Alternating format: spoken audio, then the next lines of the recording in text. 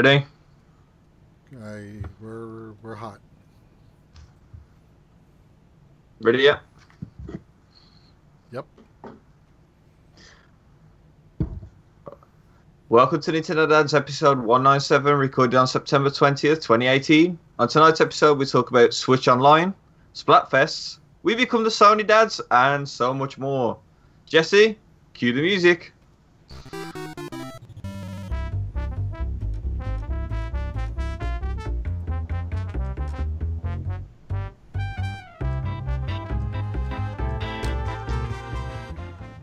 Hello, everybody, and welcome to Nintendo Dads episode 197. My name is Marty Estes, and tonight I am here to talk with you, yes, you, about all that's going on in the wonderful world of Nintendo, but not just me. Oh no, I've brought along a cast of colorful characters tonight. First and foremost, rocking a Sounds of the 80s Transformers cassette t-shirt. I love this, by the way. Because Soundwave was one of my favorite characters. Mr. Jesse Waldack, straight from the 80s. Soundwave was the best character in Gen 1. Well, you know what they say. Soundwave's superior, Constructicon's inferior. Very true. Speaking of inferior, but really not. All the way from across the pond, Mr. Gary Gray, how are you this evening? I'm flattered. You sounded just like my mom when she's on about me compared to my brothers. I said inferior, but not really. I'm good. It's early morning once again. Coffee at the ready. Let's do this. Yeah. It's going to be an awesome show, guys. We've got so much to talk about. Just a quick rundown. Nintendo Switch Online has dropped this week. You're going to get our impressions. There's been tons of release news, as well as some reminders for some upcoming events this weekend. You're probably going to want to catch on Nintendo Switch, as well as some tidbits about Pokemon Go and other things we're going to dive into this week on the show. But first, let's talk about what we've been playing this week, shall we? I'm a little out of practice here.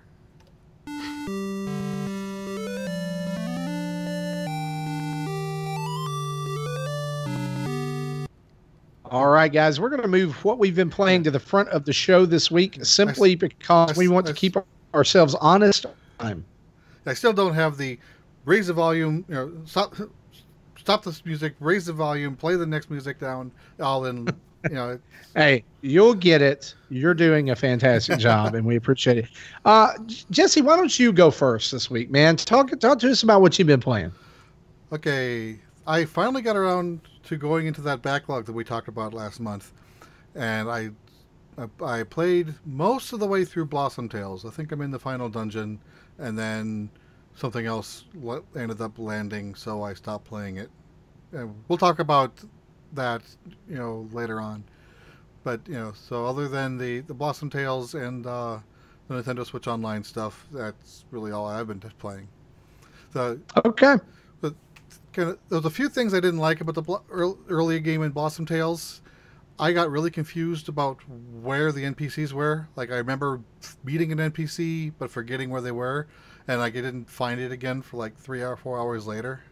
So I wish there was more of a way of, like, labeling, kind of, Breath of the Wild spoiled us when it came to that. It did. Yeah, but other than that, the game was, it does kind of scratch that Zelda itch. It does. Since we didn't get a 2D Zelda announced, so I needed to scratch it myself. It has a fun sense of humor as well. I don't know if you've noticed that as you play through. Maybe a lot of it went over my head this week, but it has to Zelda and some other things. Yeah, it was kind of funny how you're this fresh new recruit in the Royal Army, and you're the only one doing anything. Everyone else is a moron. Yeah, and so you've also been playing Nintendo Switch Online. We're going to talk about that here in just a little bit, get all of our impressions for it out of the way. Gary, my gosh, like, I'm looking at like our show notes here, and Gary, there's no way that you played this many games this week. There is this many games, honest. Some of the this makes up for like the last 2 weeks where you've been like, I didn't play anything.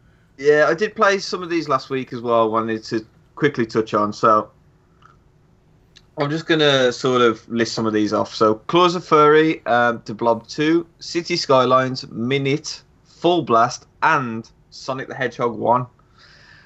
Now, I'm going to break them down for you a little bit.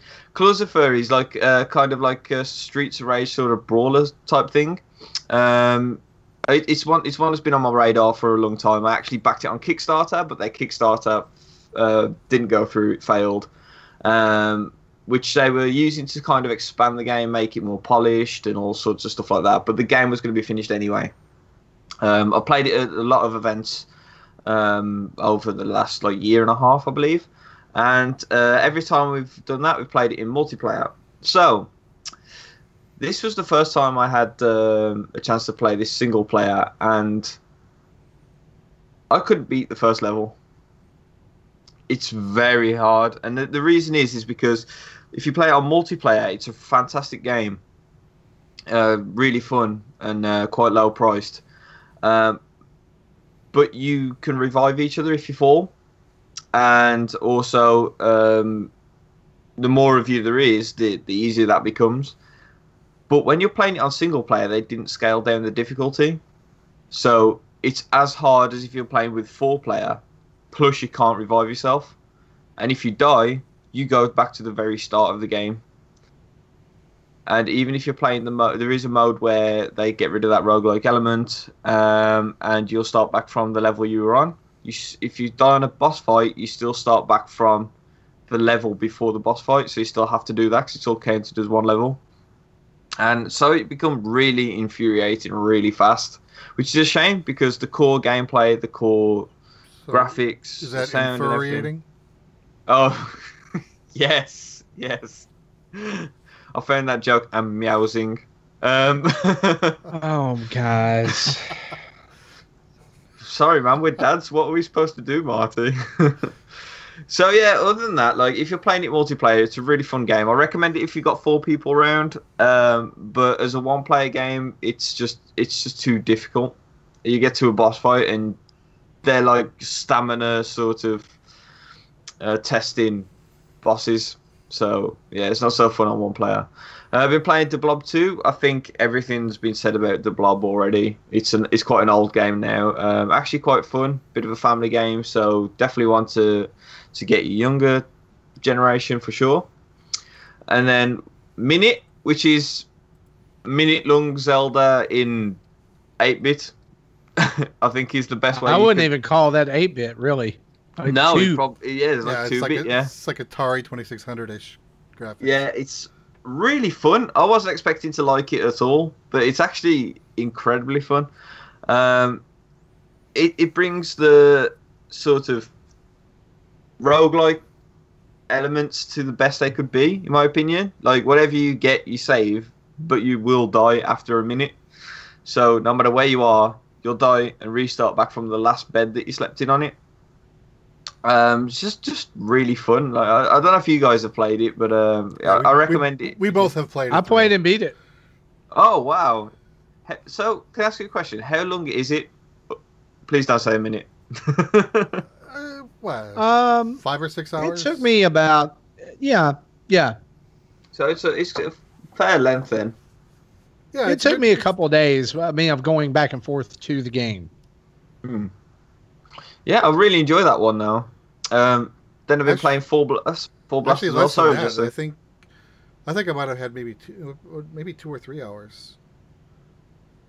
I don't remember, but it's not a long game. There's only 4 or 5 different checkpoints. So yeah, just the core concept's just really cool. I think. It kind of reminds me of Majora's Mask in a way, where you'll always start from this, a certain area, and you branch out into different directions, but you'll have a time limit on how far you can go. It's like that, but really scaled down. So I enjoy it.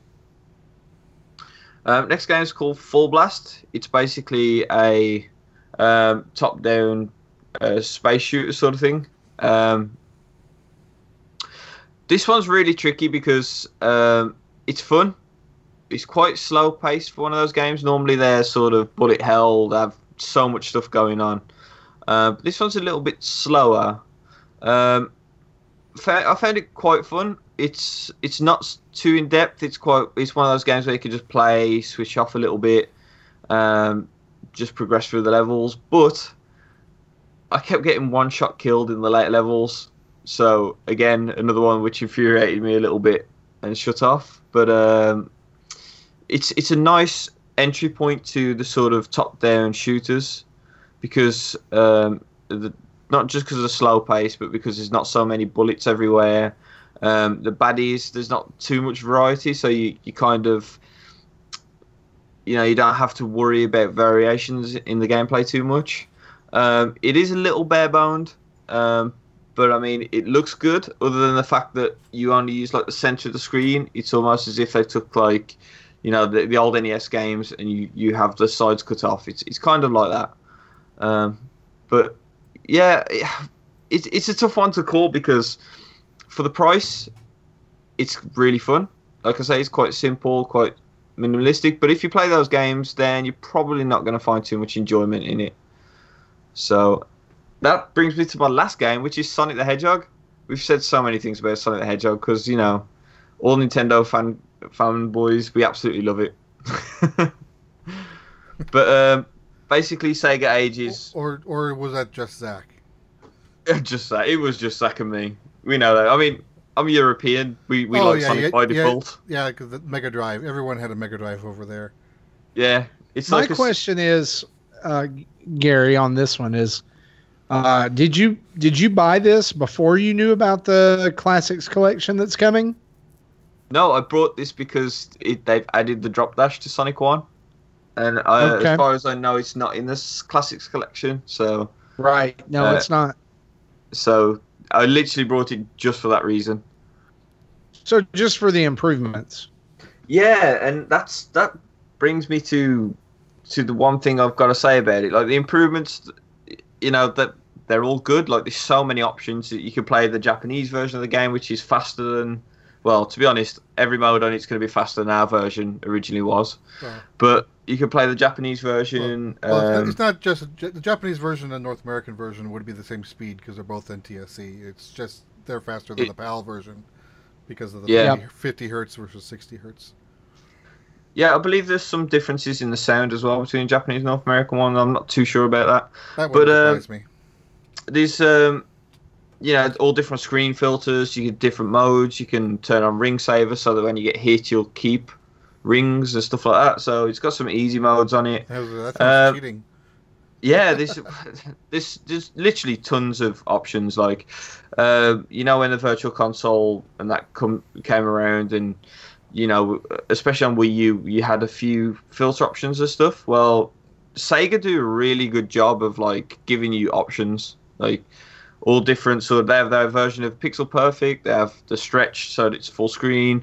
They have all different filters, smooth edges, CRT filters. They do a lot to their games. So you've got 1,001 options, but the core gameplay is obviously the main thing. It is Sonic 1. There's no denying that. It's Sonic 1 with a drop dash. Except I found the controls a little weird. There's something off about it. Like if you spin into an obstacle, like spikes or the edge of a cliff or something, and jump directly after, like he's stiff. He just jumps vertically. He doesn't move left and right, even if you're pressing him. So I'm not sure if that's just me, but there's something that seems a little bit weird with the controls. I'm going to play it a bit more and probably do a video for the YouTube. But for now, I'm on the fence whether it was a good purchase or not. But like I said, I don't know if that was just me on my first playthrough or not. I can't tell. Kind of how I felt about Arcade Archives versus Super Mario Brothers. And I said this on the show when it released, that there's just, I don't know, there was something about the controls that felt just off. It didn't, there's no way to place it other than it just doesn't feel right. Like Super Mario Brothers does. It had, I do remember they playing that arcade, and it did have a little bit more of a floatier control scheme. Yeah, it was Mario slid a little bit more or something like that. It was something that was a little off balance there. It's still a quarter muncher, so it's designed to be a little right more difficult than the home version. Right. So this week I've been playing a few games. I finished The Messenger on the Switch, and I really have a mixed reaction after finishing it. It started really, really, really strong. I loved the first half of the game.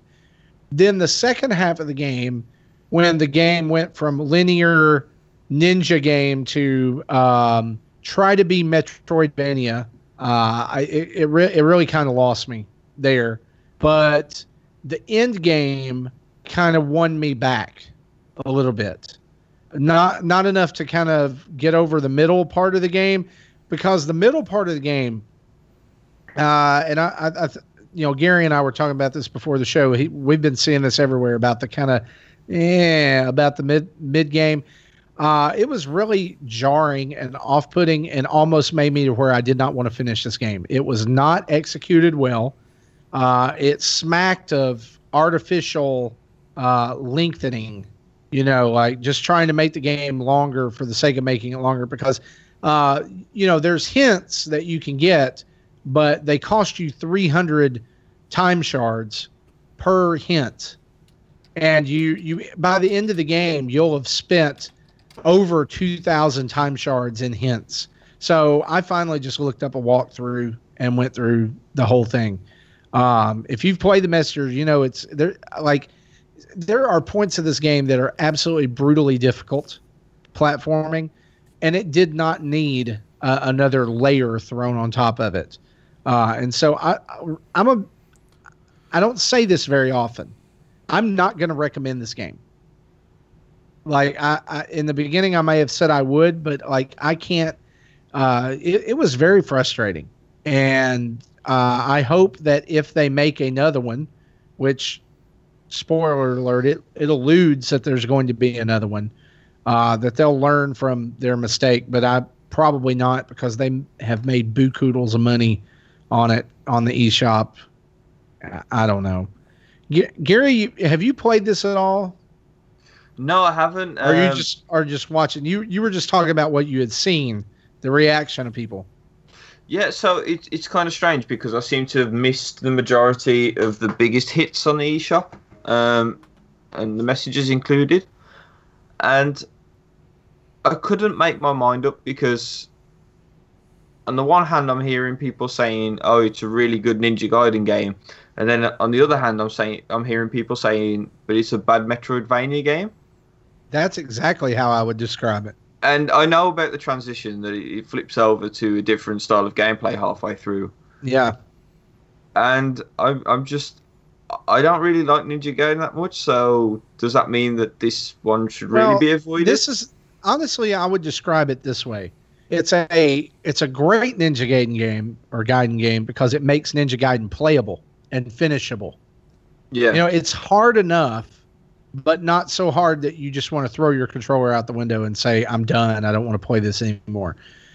If they had continued with that through the whole game, just that linear, whatever, this would have been like a 10 out of 10 for me. But it's hovering around a 6, because the Metroidvania aspect of this game is executed so badly. It's poor. It just, there's no other way to say it.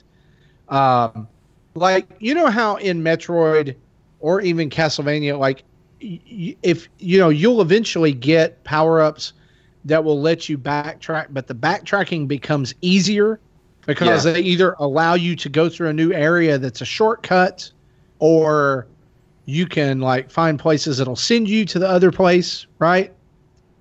You've got a few of those in this game, but then there's times where you have to traverse entire sections of a level multiple times to get to different things.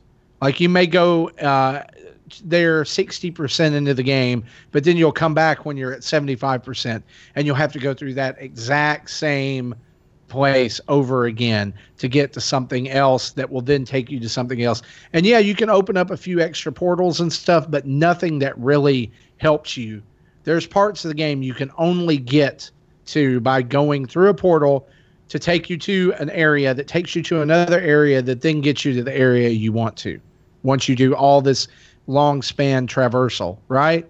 And that's why I say that it feels like it's artificially lengthened, right?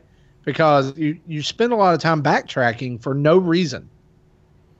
And I don't know. It did not leave a good taste in my mouth. Something else I've been playing this week is Capcom Beat 'em Up Collection. I just downloaded this afternoon. I didn't even know it was out.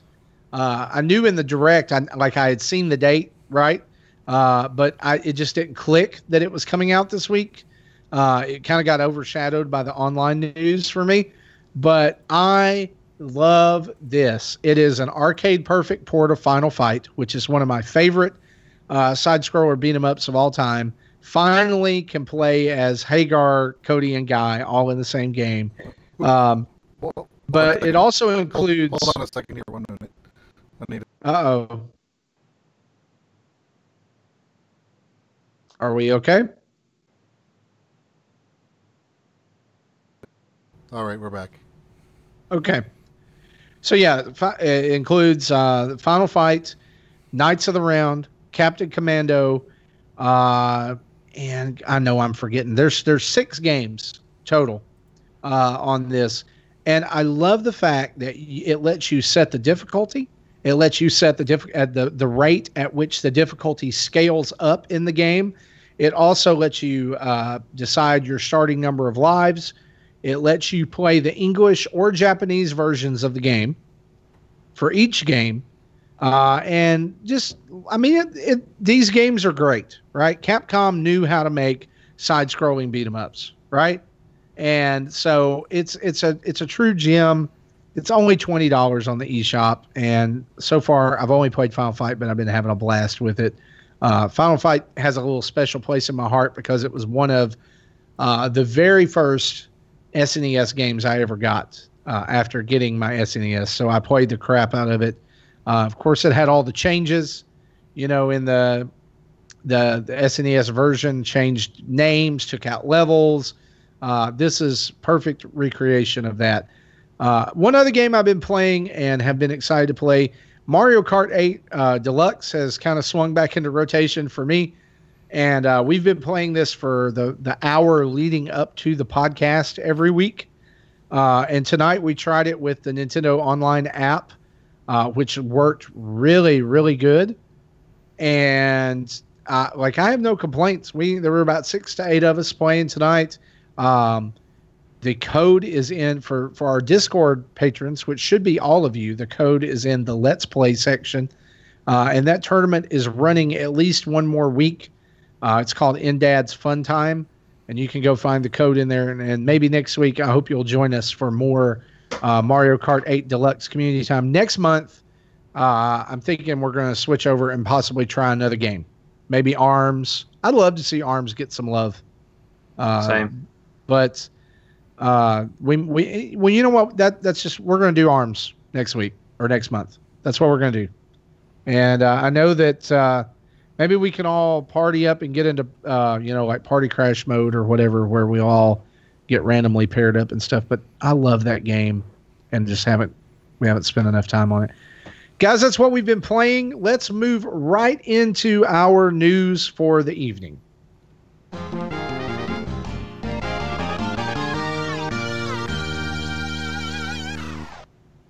And our news is brought to us by who, Gary? Oh, would it be the lovely people over at Patreon? It would. Over at patreon.com/Nintendo Dads, you can become a supporter of the show for as little as $1 a month. You get access to our Discord. You get other perks as the money tiers scale up. I know right now, as we speak, I can tell you this, that Gary and I are working on a rebooted Retro Rewind that is going to begin with the last Retro Rewind game that we played, which was Super Castlevania 4, which is the best Castlevania ever made. If you don't believe it, fight me. I will make you a believer. But I'm excited for this and seeing some new energy. Oh, yeah, there it is. There it is right there. You can get it on this the SNES or SNES or SNES or however you want to say it, classic. Everybody needs to one play of those this is game. right, the others are not. Yeah, that's right. That's exactly right. But I do want to give a quick shout out to a brand new patron of the show, Paul Smith, who is jumping in this week for the first time. Paul, thank you so much for becoming a supporter of the show. And guys, we are, continuing to level up there and growing closer and closer to meeting brand new goals. And so, again, to our patrons, we want to say thank you, and especially to our Patreon producers who are in at the highest tier. Thank you guys for your support. You know who you are. We'll read your names out there at the end of the show as well. But let's talk about some news. Obviously, the big news this week is that Nintendo Switch Online dropped on Tuesday on into Wednesday morning or during the evening on Tuesday for a lot of people. Personally, for me, I was able to get on the eShop and download or purchase my subscription and download the Nintendo Entertainment System app at about 6:30 that evening, which was well ahead of, or I'm sorry, maybe it was 8:30. 8:30 sounds right. Yeah, it was 8:30. It was well ahead of when I was, they were scheduled to drop, right? They had said that it would at least be available by 10 p.m. So Nintendo's maintenance went well, and there is now a new section in the eShop that says Nintendo Switch Online where you can go and purchase your subscription either in 1 month, 3 month, or 12-month increments, as well as the family plan. And it will also, after your purchase, tell you when your renewal date is and allow you to download the Nintendo Entertainment System app, which includes 20 NES games that you can play individually, 2-player couch co-op, or online by using internet connection and the Nintendo Voice Chat app that you can download on Android and iOS. Let's run down really quick what the features are that we got with this, and then we'll talk about some impressions. So along with the Nintendo Entertainment System, you also got cloud saves, which are active for almost every game, including indies, which was a very pleasant surprise. I spent the majority of yesterday afternoon backing up every single one of my games, which I tweeted about this. One of the best ways to figure out how many review copies of games you have is by backing up your cloud saves. And my Nintendo Switch game count is now standing at 134, which is redonkulous. But almost all of them are backed up except for Splatoon 2 and a couple others that, I just don't have on there anymore. Also, with you couldn't this, back up Splatoon 2 even if you had it. That's true. That's true. That's what I'm saying. Yeah, it's not able to be backed up.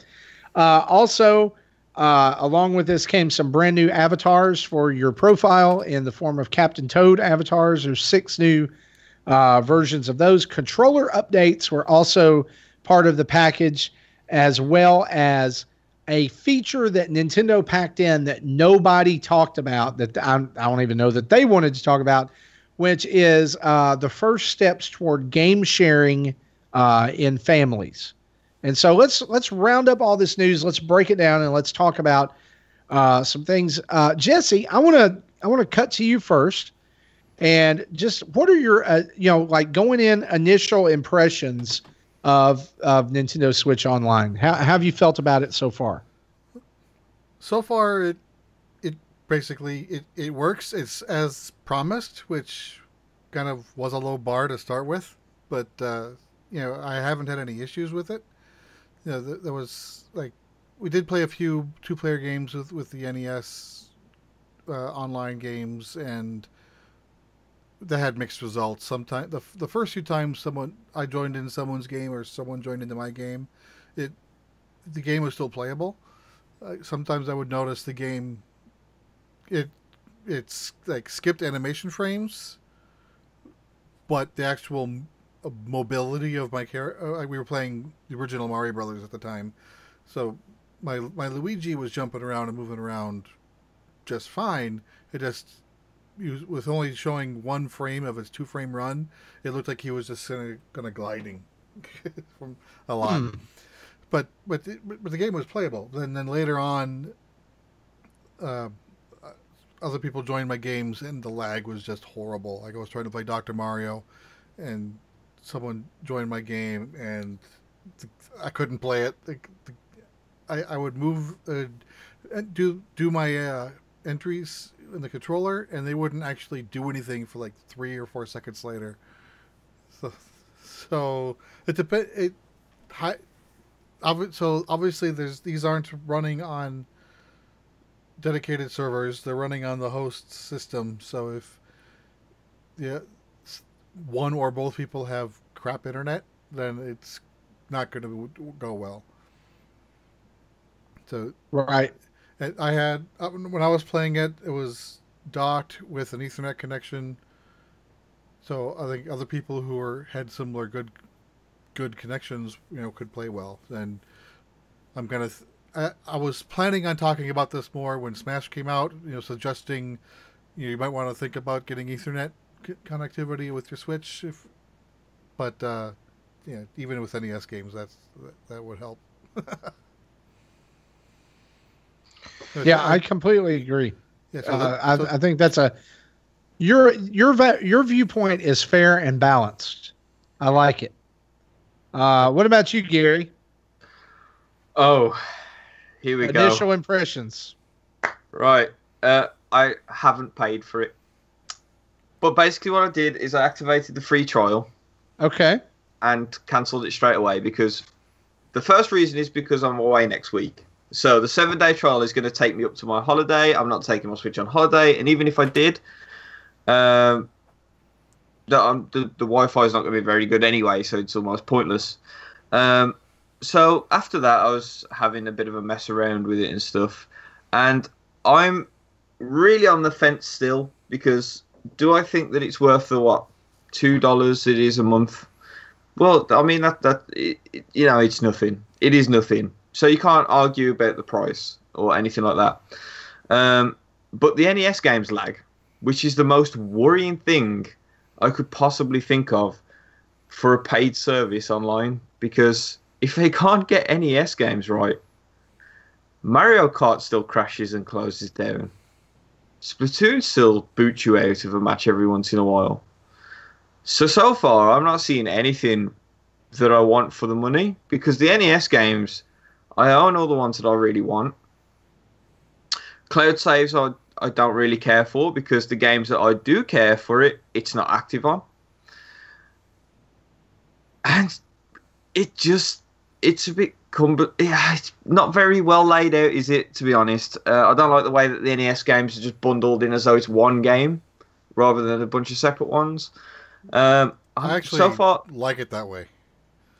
Oh, you do? That's fine. That's fair enough. Yeah, I was going to say I do too. I think it's good to have them all in one place. If we had folders available, then I would want them more freeform, like normal Virtual Console games, so we could move them where we want to. But with the way the menu system works now, that would be garbage. Okay, a little step back at just a tiny bit. The reason I don't like them bundled together isn't because you click on that and then you open them. That's fine. Like, if it was a folder system, that'd be even better, like you're saying. My problem with it is that it just says, if you go into your friends list to see what they're playing, it just says Nintendo Entertainment System. Doesn't tell you what game or anything like that. That's my problem with it. So far, I'm seeing that we're paying for a service online now to get a bad service online, but we've got NES games, so it's fine. So I'm really indifferent about this. Because, like I say, it's so little that it's not worth arguing about. But at the same time, I don't see what we're paying for. Because most of these games I did a little bit of research, are running from peer-to-peer technology, which means that they're not even using their own dedicated servers to run these games. It means that it selects a random host out of a room, and you use the information from that Switch with everyone in the lobby, which is why Mario Kart crashes so much. Because basically, if it selects somebody with the weakest internet connection, it just boots you all. So you're paying to use somebody else's Switch as a server, which is insane. It means that you're literally not paying for anything on this online service so far. Now, if down the line it gets improved, I mean, we had the same conversations with PlayStation, Xbox when they first launched their services. Are they really expensive? Blah blah blah blah blah. Same usual stuff that I'm saying now. If it gets better in the future, that's fine. But for me, I would rather be paying the more money. I'd rather be paying 50 to have dedicated servers, my NES games not lag, and I'm gonna be honest with you guys. I love retro. I really love retro. I like these features that they've put into the NES, but at the same time, I think that the other consoles giving indies and AAA games and stuff like that away. I'm sorry, but that's beating NES games for me. So, rant over. But it sounds negative, but like I say, it's so little that it's you can't argue about the price for the value, in my opinion, but you can moan about the service. So we're getting what we're paying for? Yeah. Yeah, I hear that. I'm fine with it, guys. Like, I think that I think the torch mobs and the pitchfork mobs that started forming about a week ago were totally unfair to this service. Seeing as how Nintendo is notorious for throwing us a bone and then adding the flavor later, right? They'll throw us a rib bone and add the meat later. Yeah, unfortunately, this is all sour flavor at the minute. That's right. Yeah. So so here's something. Like, there were some things about it that I just don't love. Right. But please understand. I've been surprised with. Okay. So let me kind of clarify. I love the Nintendo Entertainment System. I love it. I think it's great. I've played a little bit of online, not too much, but the little bit that I played, like you said, was laggy. But I kind of chalked that up to first week jitters and everybody signing up and different things like that. I played with Sean Abbott, who is a patron of the show and a fan. And a friend, and he admitted to me halfway through, "Oh yeah, we're streaming a show for my kids too." So that might have had a lot to do with it as well. And I was uploading to YouTube at the time, so there's that. Well, yeah, especially if you're uploading, that's going to kill your bandwidth. Yeah. So the online, I don't know that I'm going to play much, but seeing how seamless it was integrated, I was kind of impressed with that. Cloud saves, they're cloud saves. I mean, I don't know how you could implement them any better, other than I had to spend upwards of an hour to 2 hours beginning and ending each and every one of my games on my system, right? Like starting it up and then closing it out, so that the cloud saves would all go through. And I know some people are like, well, I'm only cloud saving when I open those apps. No, I'm obsessed with it. I want all of my cloud saves saved up. I want them all up there, just in case. Yeah, there are some games I don't care about. So I think now, it was maybe 6 or 7 games I launched. The first two games that I launched for that were Zelda and Mario. Oh, yes. I mean, those are like, as soon as that Breath of the Wild save got to the cloud, I was like, all right. Yeah, I did Zelda, Mario, my Picross and other puzzle games, and then the Kingdom Battle and 1 or 2 others. Yeah. So this is partly the reason why I say that I'm not so fussed about what I'm paying for. Is, like I say, it is worth the money. It's easily worth the money. Cloud saves, fantastic. For me though, if I lost my Switch tomorrow and I could get all the software back, that's amazing. I'd be fine starting Zelda again. I'd be fine starting any of my games again. The one that I wouldn't is Splatoon, and that really is an issue to me. It really is. So how do you feel about that? How do you guys feel about the fact that Splatoon and Pokemon aren't going to get this cloud save features? Is that a big step back, do you think? For Splatoon, is your ranking saved on their side servers anyway, or is that still local? If it's local, it's still local. That's bad. It's local because I had to rebuy Splatoon 2 so that I could participate in American Splatfest because I had an EU copy that was given to us by Nintendo. Oh, right. And so I could not play on like American Splatfest, even though it's not region locked to play. It is Splatfest or region locked. So when I was I don't know, I was 20 or something, and I had to start all over. So is that an issue to you then, do you think? Not having the cloud saves? I think that they could probably solve that by splitting the way the game saves. Yep. Things and allowing the non-item necessary data to upload to the cloud, and they may do that in the future. They may split it out. See, the way the game should be saving stuff is similar to like what EverQuest and World of Warcraft does, where all the character data is stored on their servers.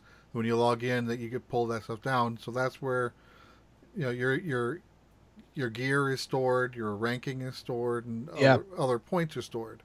Then it really doesn't matter if you lose your stuff. You log in with the same account, and that stuff should already be there. But so the fact that doesn't, that's kind of like bad design on their side.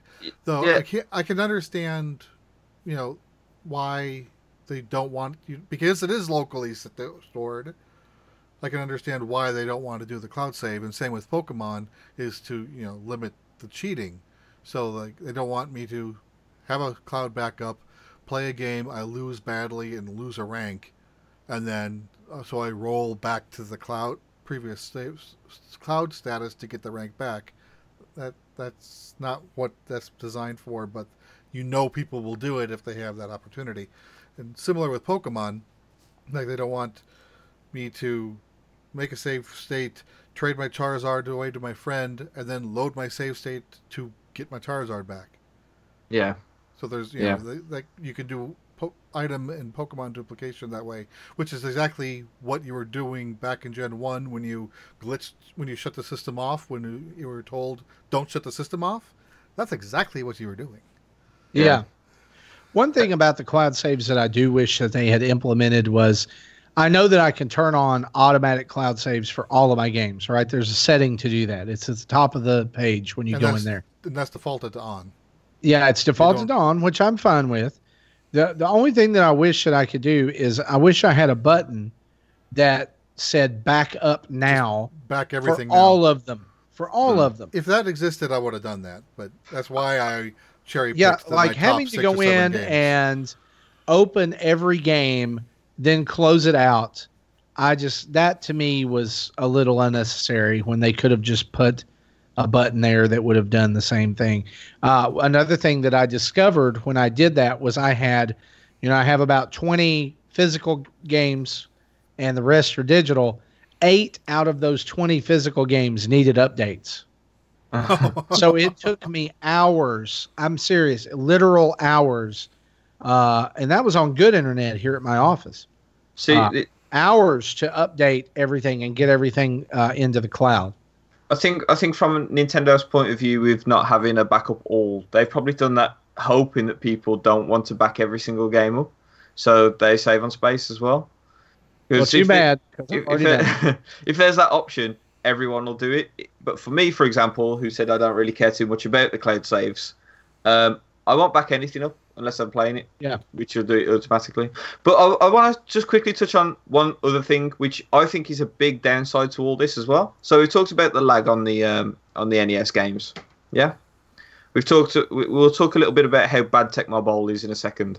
But the other thing, is the Switch has to clock on to play these games. So if you're away on a 2-week holiday, no Wi-Fi, guess what? Second week in, no NES games. Yeah. No NES games for you anymore. At least it's a week. I mean, if you guys remember back to the beginning of this generation, do you remember the flack that Xbox had for its always online thing? I do. And this is the same thing. So why is this a big deal? Before people flip out about it, This is the same thing that happens with PS Plus. It's the same thing that happens with games with gold. If Just those the difference games, is you can't take those portably. yeah, you can't take them portably. The games, if that subscription ever lapses, then you lose all those games.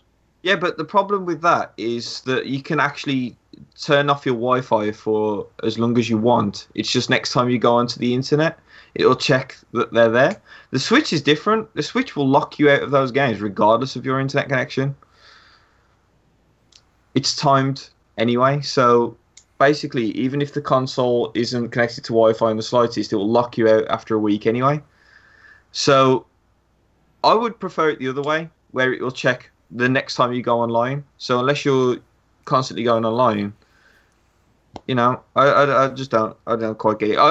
I think it should check at the end of the subscription. You should know when you're going to finish and check then. Look, I'm just happy that it's not like a constant connection required to play the NES games. Yes, I'm happy for that. I don't know. I feel like like I say, it's worth the money. You know, that argument is so stupid. It's untrue. And like I say, I think it's an investment for the future. I think Splatoon 3 has to be server-based next time because of this. Right. Well, yeah.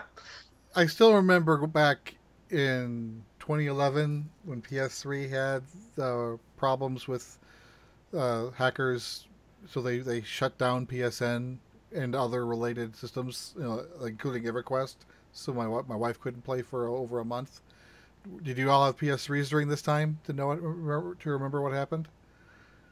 Well, whenever I did, but I don't remember this. Any digitally downloaded game, phone's home every time you launch it.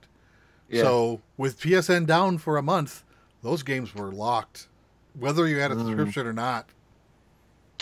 I don't know. The thing is, though, I mean, you're talking about digital downloaded games, but they were mostly new then, correct? We're talking about NES games here. That's my issue. Is they're old. They're really old, and regardless of the new features. Yeah, but still, and someone Michael in the chat says DRM NES games are stupid. Yeah, but DRM is the whole point of the subscription. Yeah. So yes, it's you want your cake and eat it too thing. Yeah. And this is a major selling point of this online service, right? Right. So they're not just going to give it away. They're not going to. A lot of people probably wouldn't have subscribed on day one. They would have waited until Smash. Yeah, I would have waited until whatever game they cared about. I would have waited. If the NES games weren't there, I wouldn't have even activated the 7-day free trial. I would have waited. But I mean, like I say, I'm gonna get the service as soon as I'm back off holiday. I'll get it. Like I say, I hope it's an investment towards the future. That's what I'm saying. But for now, I actually think it's so full of negatives that I think Nintendo's got a long way to go to make this paid service robust. And even though what we're getting is really good value, even besides its shortcomings, you know, I mean, my argument just with them having to clock in every once in a while, even still for $2, that's fine. It's okay. But I'm just worried about the future for online for Nintendo, basically, because, I mean, app aside, the voice chat app aside, which has already been ranted about so much, it still doesn't feel like they're progressing on this generation for me. The only thing that it feels like is that they're trickling online games out with incremental sort of updates, which is a new way of thinking for them. But in terms of actual online, I don't think anything's changed yet. And I'm worried that it's not going to, basically. I think that the Switch could be in danger of being really left in the dust in terms of online capabilities. And I think that the launch of this system has cemented my worries a little bit more, is what I'm trying to say. It's fair. I mean, I think that's a fair summation. I'm more hopeful. I'm more hopeful in that this is showing Nintendo is trying. I think they're still behind. And again, like I said, I'm not married to a lot of these ideas. Like I mean, I'll use the app. I don't love it. I do love the fact that in Mario Kart and other games, you know, it's going to allow you to play and talk with random people.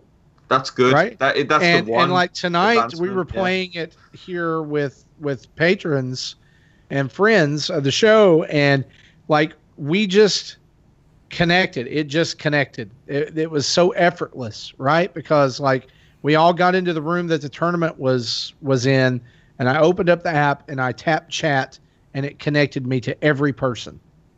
Right? It was very seamless. The quality of the voice was really good, and it never seemed to drop or lag or stutter or like, you know, like robot out or you know, like a lot of VoIP can do, right? So has that been improved? Because I played the NES games with voice chat, and I played it with my little brother, and I think it's changed. I think it seems a lot better. But I'm not sure if that's some just time under the hood. Yes. Yeah. I mean, the connectivity on it was outstanding compared to how it was before. Like, you loaded up the game, it was there, it was on, it worked really well. Yeah, I don't play Splatoon, so I never tried that in the original iteration. But when, you know, Tuesday night when I was doing a video on the firmware 6.0 update, buying the online product and then starting to play some NES games, I connected to someone else's session with my app running, and he also happened to have the app running, so we got notified, oh, we can join the chat, and again, it just worked, which frankly surprised me. I mean, it worked well. So, unfortunately, I was hoping that his audio would have picked up on my microphone to be part of the video, but that didn't work. But just for me hearing it and us being able to talk to each other, that worked well.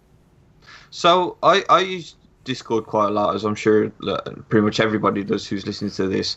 And whenever I've got an empty house, like I've got a really insanely small house, that's my preferred way to voice chat anyway. Like phone on, loudspeaker on, you don't have to wear anything on your head, all that sort of stuff. And obviously the biggest complaint is that we can't use headsets. You can use headsets, but you're not going to hear both sets of audio through them. If they can get that app to do that, then that app will no longer be a complaint at all for me. If they can get the game audio running through that app somehow. And that's the one thing that I'm hopeful for. I just hope they find a solution for that.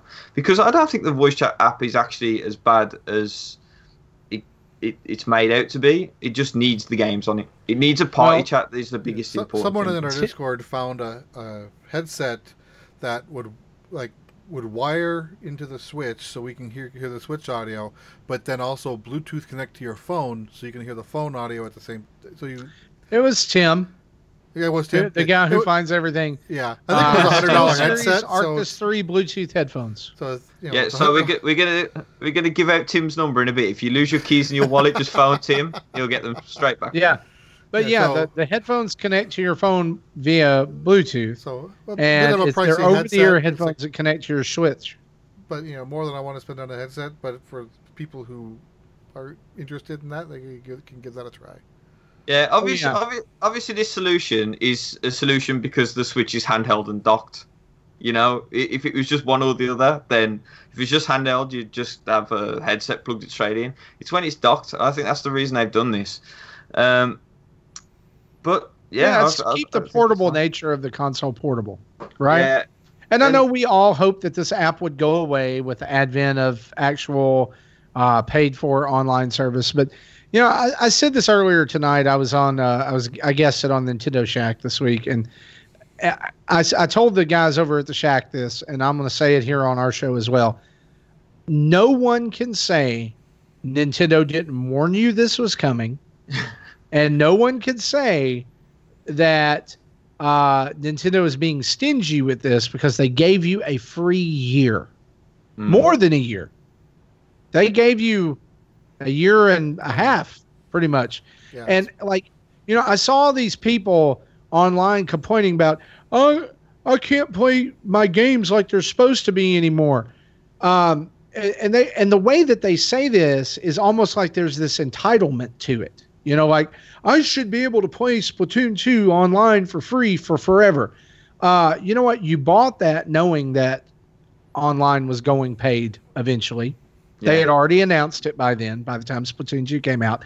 Number two, no other video game company allows you to do that. Okay, except Epic. I was going to say... Epic is the only one doing it right now. Microsoft doesn't do it with Halo. They don't do it with Call of Duty. They don't do it with anything else. And here's the other thing. You ready for this one? Here's the other big thing. If you're going to play it on PS Plus, right, or PlayStation or Xbox, do you not have to pay for Xbox Live Gold and PS Plus to even be able to connect with Fortnite? What can you do on Switch? Play it for free. It's one of those crazy things, like people saying that games will be free on the Switch. Say Monster Hunter's a prime example. I've just paid $60 for Monster Hunter, and now I have to pay for internet. Yeah, but we knew the internet thing was coming for ages. And then people say, "Oh, but if a new mom walks into a store to buy this, Switch for the kids," I'm sure retailers are supposed to say something about that, about the fact that if you want to play this online, you have to pay a subscription service, and it is falling in line now with every other console. So that same thing happens with other game systems too. I've just brought this iPhone and I can't play Fortnite online because I haven't paid for any data and I haven't got Wi-Fi. It's the same thing. I'm just like, just like at GameStop, when mom comes and buys Call of Duty for Junior, the GameStop employee is trained to say, "You do have an internet connection, right?" They're going to start doing that with Switch games as well. Yeah. There needs to be an icon on the box that says internet required for matchmaking, internet required for online play. I mean, we look at that and we see, duh, right? I mean, we get it because we're in the loop. But I get your point that, all of a sudden last week, kid A could play Splatoon online. This week he can't. What changed? Right? Now I got to pay $20. I get, but still, like, I look at it as it's an insane deal for cloud saves and NES and the continued use of online play. Nintendo, I guarantee this, Nintendo will add features to this. It's coming. You know it is, because it's come to every Nintendo product that has ever existed that has allowed firmware updates. It happened on the Wii U. It happened on the 3DS. It's happened on games that have allowed updates. You are getting more later on. Yeah, so stop whining. You brought up Fortnite and Epic, and kind of going back to what I said about Splatoon 2 and how they should be saving data.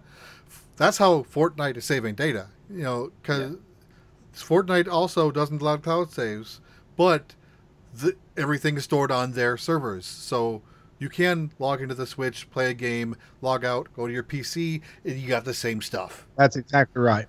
So, and you were exactly right. That's how it should be. Example of how Splatoon should have been done too. Yep. Right, I think we're going to have to move swiftly on now and bullet point some of these news things. No, this is good. So I'm glad you're moving us on, because we could sit and harp on that all day. But I think a lot has been said about Switch Online, and at this point, it's either it's for you or not for you, right? And before we move on, someone in the chat asks if the 3DS Online is unaffected, and I said yes. 3DS and Wii U is still free. It's just the Switch that's online. Yeah, absolutely. Yeah, my one final thing I do want to say about this is, as you've just heard, I can be one of the biggest whingers and complainers about anything. Just buy the online, man. It's nothing. Just get it. Just get it. Have fun. What Gary's not telling you is that once he gets back from holiday, he's going to get online. Oh yeah, I am straight away. Yeah, but I've got no complaints about the pricing at all. Just that's right. Just get it, play it, have fun, whinge about it first, and then spend the rest of the Switch's life just ignoring that you ever had any complaints in the first place. And speaking of complaints, people complain that we might talk about other consoles too much, but they're in the news quite a lot this week. Yep. So let's talk about a couple of releases, right? Let's start with some Nintendo stuff to stay true to format here. Lots of release news this week. A Nintendo Switch bundle was announced that pairs Fortnite with the console. I guess there's a code in there, or the game is already pre-installed on the console. You also, with this package, get 1,000 V-Bucks and the double Helix skin pack, which includes the glider, the helmet, the bodysuit. And I believe this is this exclusive to the console release? Okay. So this is actually, it's interesting, Nintendo's first console exclusive skin. And we see Epic doing this, right? There's the exclusive Galaxy skin that you can only get by buying a Note 9. I noticed today at the store there is a controller bundle for PS4 that comes with a PS4 controller and a Fortnite skin that is exclusive to that bundle. PlayStation Plus has an exclusive bundle, so they're playing fast and loose with this. But the main thing to note here is you're paying. What's the price on this? Does anybody know? I don't know. No, I think it's the same as a standard Switch without a game. I'm looking it up right now. Yeah, it's $299. So for the price of a standard Switch, you're getting the Switch, the game, which is of course free, but you're getting free in-game currency, and you're also getting, for comparison, it costs $10 to buy 1,000 V-Bucks. Yeah, and also you can't get hardly anything with only 1,000. So if you want to buy anything, you're still going to be throwing more money at it. You're considering the skin that you're getting. I'd say $30 to $40 value with the V-Bucks, right? That's fair. What did you just show there, Gary? For those of us who are visually challenged. Okay, so I was just looking to see if the Xenoblade Chronicles DLC was ready. You know, the standalone DLC stuff on the eShop, and the eShop just crashed. So nice. All this rant about the online stuff, and now that's happening. Yep. Well, it's going to happen. It happens to every system. Nintendo's got some growing pains right now, but that Nintendo Switch bundle is coming out. Let's see. It is going to be out October 5th, so very soon, right in time for the holidays. I love this. Think about this, guys. You've got a Fortnite bundle. You've got a Smash bundle. You've got the Mario Aces and 1-2 Switch bundle, and you've got the Pokemon Let's Go bundle that's out. There's going to be a ton of different options for families looking to get in on the Switch this holidays. Nintendo's going to do huge with this. I think smart move to pair Fortnite up with the Switch. Yeah, I think it's a smart move, especially as it's coming up to the holiday period. I mean, if you're a parent and you hear your kid banging on about Fortnite and you don't know anything about video games, if you see that box first, that's probably the one you're going to get. Yep. So, because you may have heard about the Switch, it's been in the news. It's popular, and it's probably cheaper than the other consoles, right? In some shape, form, or fashion. I would be willing to bet that at least one of these bundles is going to be on a deep discount on Black Friday here somewhere in America. Or if not discounted, it'll probably be because they probably can't sell it for under $300, but doesn't stop them from saying, if you buy this, I'll give you a $50 gift card for a future purchase. Or saying these are guaranteed in stock. Right? Walmart likes to do that. We guarantee that you'll get one of these bundles with a rain check. Also announced this week, and I thought this was really interesting, the Sega Genesis or the Sega Mega Drive Classics Collection has been announced for the Switch. Why this is interesting is that this collection brings about 50 Sega 16-bit era games to the Switch, going to be a physical and a digital download. But they announced this on the same week that they launch classic games on the Nintendo eShop in their Sega Ages line. Well, was this the same package that was originally announced for PS4, Xbox One, at the same time they announced Sega Ages for Switch? And people were saying, why aren't we getting this and getting this instead? But we're getting it now. Yeah. Yeah, I mean, there's some... this is a really, really good package. There's a lot of games in there. It's pretty much the greatest hits the Mega Drive, bar a few games. And they also do what the NES is doing with the Switch Online. There's online play on some of these games, and some of them have been modified for I can only say for the better. So it's a really good package. So it's definitely one to look out for if you're into retro, especially. I am very, very excited about this. These are some of my favorite games of all time. I'm stalling because I'm bringing up a list of these games. Let me just read off some of these games that are just.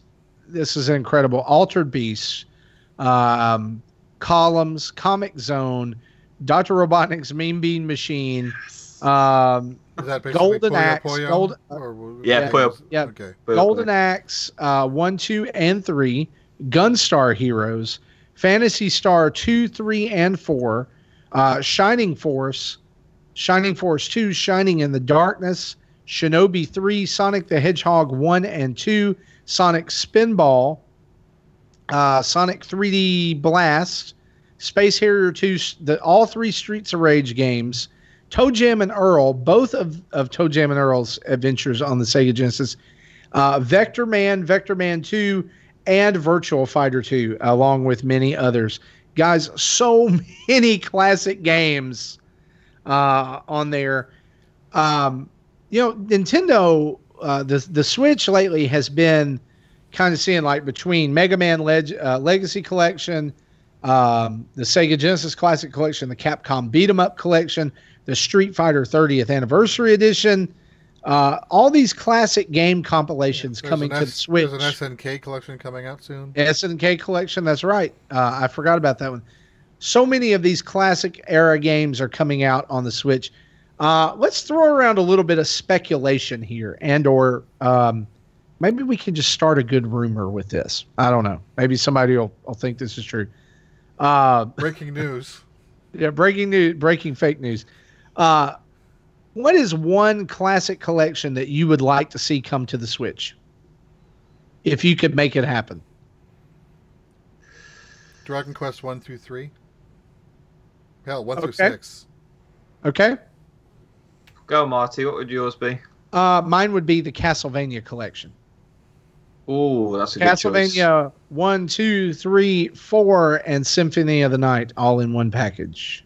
Okay, so I actually tweeted Konami earlier in the month with asking for something, which obviously they would deflect. But I was a big fan of Rocky Knight Adventures, which a lot of people probably don't know. It is another. I know what that game is. It's amazing. Yeah, it really is. I think it's one of the most overlooked games of the era. It's a possum wearing a knight's outfit with a sword, except he's got a jetpack. What more could you want, huh? And they did 2 games originally. There was one on the Super Nintendo, one on the Mega Drive, and there was a reboot, which was on the Xbox 360 Live Arcade thing. Played that one. It was fantastic. I didn't get to play it because I sold my Xbox by then, so I want a collection of those. That would be... that's a great idea. That's a great idea. I'm full of them, I played Sparkster. That was the Super Nintendo version. Yeah. That was the possum's name, right? Sparkster. Yeah, and it's really funny because I'm gonna do a tale now. Back when I was such a young boy, I had this game on the Mega Drive, and I used to keep telling my friends about it, and they're like, we have no idea what he was talking about. Well, in England, we had Sonic the Comic printed. And then all of a sudden, a couple of months after I kept talking about this game that I'd completed and playing through again and again and again, guess who got his own section in that comic? It was Sparkster. And then all of a sudden, everybody was like, "Yeah, can I trade you the game?" I was like, "Nope, no, you can't. You didn't want to know about it. Nope, that's it. It's mine." Denied by Gary. I like Michael Zion's answer to your question. He wants to see a Shin Megami Tensei or Persona collection. That's a lot of games. It's a lot of long games. A lot of long games. A lot of long games. Yeah. So that is going to be launching later this year for the Switch. Also launching later this year in what had to be one of the most ill-timed announcements over the last week.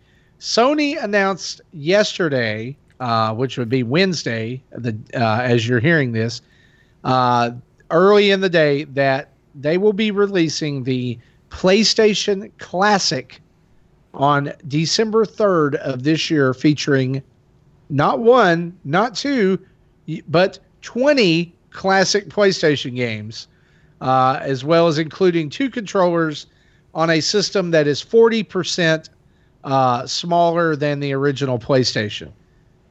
Does this sound like anything else to anybody? Sounds like a new concept to me. Sounds like heaven. Not only did they choose to launch this or I guess make the announcement as Nintendo was trying to begin its online offerings with 20 retro games, they also released pictures of the console against a white background being held in someone's hand, much like the SNES and the NES Classic versions that Nintendo did as well. I'm kind of excited for this, but on the other hand, let me say this: I think this was a little petty of Sony.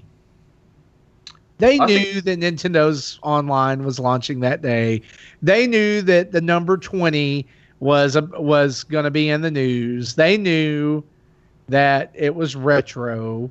So there's rumors of more Sony pettiness as well. If we want to go there, we'll talk about that before the show's over, because they are just rumors. But what do you guys think? I know, Gary, you said it sounds like heaven. I know you're excited about this release. You're probably going to be picking one up, but I don't know. What do you just roll with this? Because you're grinning. You're exuberant about the PlayStation Classic. Why? Okay, so the thing I will start with, if Sony has the subcaption "petty genius," that's fine. That is fine, because this is marketing strategy turned up to the maximum. They've, any hashtags that have been out there, classic, retro, 20, they've stole that from Nintendo, in my opinion, with this easily. And as a Nintendo fan, and a person who seems like they're trying to upset people on this podcast with crazy opinions, I actually think that this is going to kill any of Nintendo's classic systems. And why? Because the PlayStation killed Nintendo back in the day with this. And I think that it has the perfect opportunity to be the best miniature classic system on the market, other than, obviously the unofficial ones like the RetroPie and stuff like that. Now, PlayStation 1 games, they're really hard to digest now. If you go back and play them, they are incredibly hard to digest. I think Sony's holding out on something they're not going to tell us with this. I've got a feeling that some of these games might be upscaled a little bit and all that sort of noise, but I think that the games they've talked about so far, they're not the most impressive to me, but they seem to be pleasing a lot of other people. But you have fantastic games on there. I mean, it wouldn't surprise me if this comes with Final Fantasy, Ridge Racer like it already is, and Tekken, and then Crash Bandicoot, maybe Spyro, Metal Gear, Resident Evil. I mean, straight away, that's already a killer lineup, and we've not even got to 10. I think that if they're going to go, they've got to go for some of the Sony deep cuts, right? Yep. Battle Arena Toshinden. Yeah.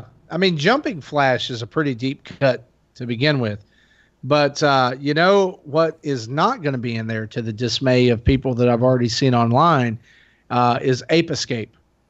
Because the controller is not the dual analog stick controller.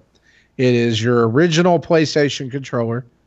I get that this is genius marketing. I'm not excited for this. And the reason for it mainly is what you just said about time has not been kind to a lot of those early PlayStation games, N64 games, right? They just don't age like other retro games do. And I'm not saying that because I'm biased, although that some people have accused me of being biased. I say that because there was such a seismic shift that was going on in the games industry of that time. It wasn't just about 2D anymore, right? It was about relearning how to make games. And so when that happened and people were moving to new directions and new understandings of polygons and 3D and spatial recognition and different things like that, right? A lot of these games just don't hold water. Yeah, because they're just terrible. Not terrible concepts. Not terrible concepts. Don't hear that. Just the execution of them fails to deliver now that we've come so far from that. Yeah, like looking at Final Fantasy in that commercial, like as I watched the commercial, like I was looking at Final Fantasy VII and I was like, oh my God, that looks awful. Of course, it in looks 1996, terrible. It looked great, but it did. 22 years but later, now it looks god awful. It's like Cloud has squares for hands. Yeah. I mean, you're talking about an era where 3D was like in its infancy. So basically, that was the new hotness. You had to move away from pixels. You had to go 3D. And people didn't care about textures and frame rates and all that sort of stuff. So as long as it was 3D, people were fine for the majority of the part. Or at least that's how I remember it being there anyway. So even though some of the games are dog ugly, as long as they were in 3D, it was fine. I mean, we all know that the D-pad wasn't made for 3D as well. So that's really hard to digest. And you know, there's games that are going to prove that as well. If the original Tomb Raider and Resident Evil's on there, then you're definitely going to see that the D-pad's definitely not made for 3D. But you know, I mean, it's like I say, it's the hardest of the graphical eras to digest, in my opinion. But I think they will upscale stuff slightly and make stuff a bit more polished and things like that. But there's no denying that this is going to capture such an important time in history and an important era and change and shift in attitude and all that sort of stuff. And most importantly, it's going to really cement the time when Nintendo lost the market. So it's actually quite an important era as Nintendo fans as well, because it was the time where Nintendo actually was on the floor having a bit of a kick in from the other systems. I mean, there's some definite gems that you have mentioned that are going to be. I mean, Final Fantasy VII is a fantastic game. The storyline is one of the best of any of those, Final Fantasy games. But and then you've got like the possibility of, like you said, a Metal Gear Solid and Resident Evil, and that's not even getting into the first 10 or getting past the first 10. I think that there's great potential here for this. I mean, I love the fact that Tekken 3 is on it, and they've already announced that's my favorite of the Tekken series. I played the absolute mess out of that on PlayStation back in the day, but it was a little petty, and to me. And speaking of petty, as Jesse brought up earlier, there's been a leak, a rumored leak of next month's PlayStation Plus game, one of them for PS4, which is looking like it's going to be Diablo 3. Just as the game's releasing on the Switch. Just as the game is releasing on the Switch. And here's the thing.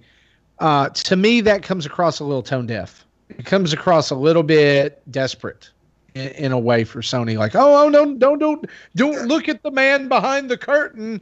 Look at us. Okay, so we're going to have to address something else here as well.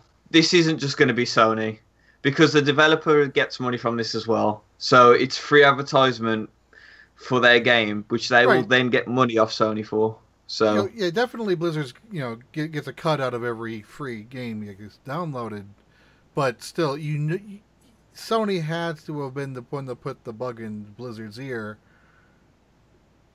Yeah, but Blizzard's not going to say no, are they? They're going to say, you know what? Blizzard's not going to say no to money. I don't blame them for saying yes. I would blame, they'd be stupid to say no. But still, Sony is just trying to do everything they can to say our system, play our system, don't play that system. It's funny to me. The Fortnite thing and everything else that's been going down the last several months. That's why I was going to mention that. It's funny to me about how a company who, for this console generation, the Xbox One, the PS4, the Switch, even the Wii U, has been so dominant, right? Sony is absolutely dominant, especially in Japan. For them to to be totally tone deaf on several issues, their response to the Fortnite thing, tone deaf. See, I can kind of see what Sony's probably thinking long term. They know that Switch won't catch up to PS4 numbers, but PS4 is near end of life. PS5 will probably be here within 2 years. Switch will catch up to Xbox One. That's just a matter of time. So Sony knows that Switch has the momentum, and they are trying to do whatever they can to keep that momentum at a minimum as they gear up for their next thing. Right. I love the way that Sony at the minute is like, right, we can't take on the giant of Xbox, so let's go for the little guys with Nintendo. Yeah, and that's the part. That's why I say it's petty. It's like, hey, here's the little puppy that only has 3 legs that's been in last place of the race for the past 5 years. Yeah, we're just going to drop kick him in the face. We're just if second place passes us, oh well. Let's drop kick the 3-legged puppy. And of course, we don't know how many units Xbox One has sold because Microsoft doesn't share that information. But based on everyone's estimations, they're about half of PS4's base. Yeah, which means Switch will have that passed before year 3 is over. Oh, I completely agree. But I don't know, just like just Sony's tactics leave a bad taste in my mouth. Like, oh, you want to cross-play with other systems? Nah, we're the best place to play. It's arrogant.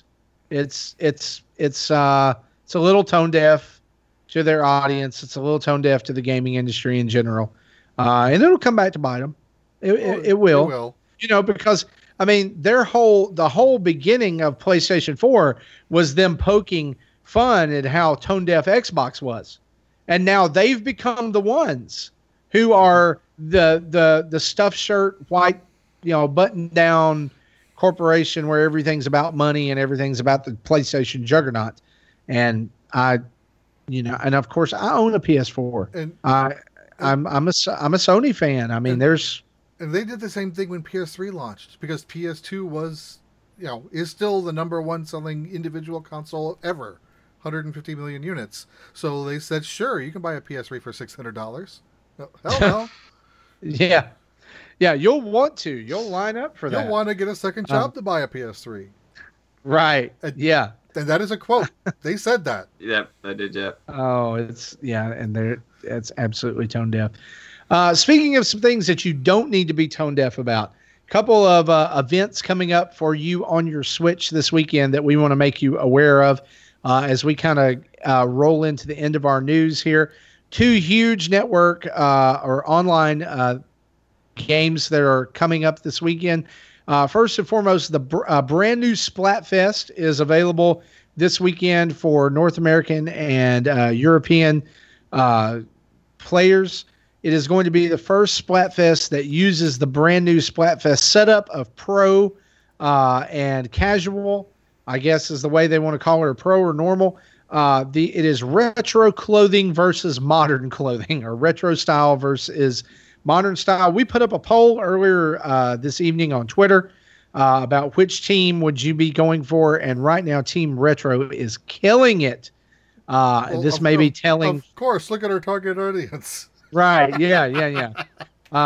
So it's going to be interesting to see how this turns out. I'm interested to see what colors ink the teams are going to have. It looks almost like it's going to be like brown versus white, which is weird.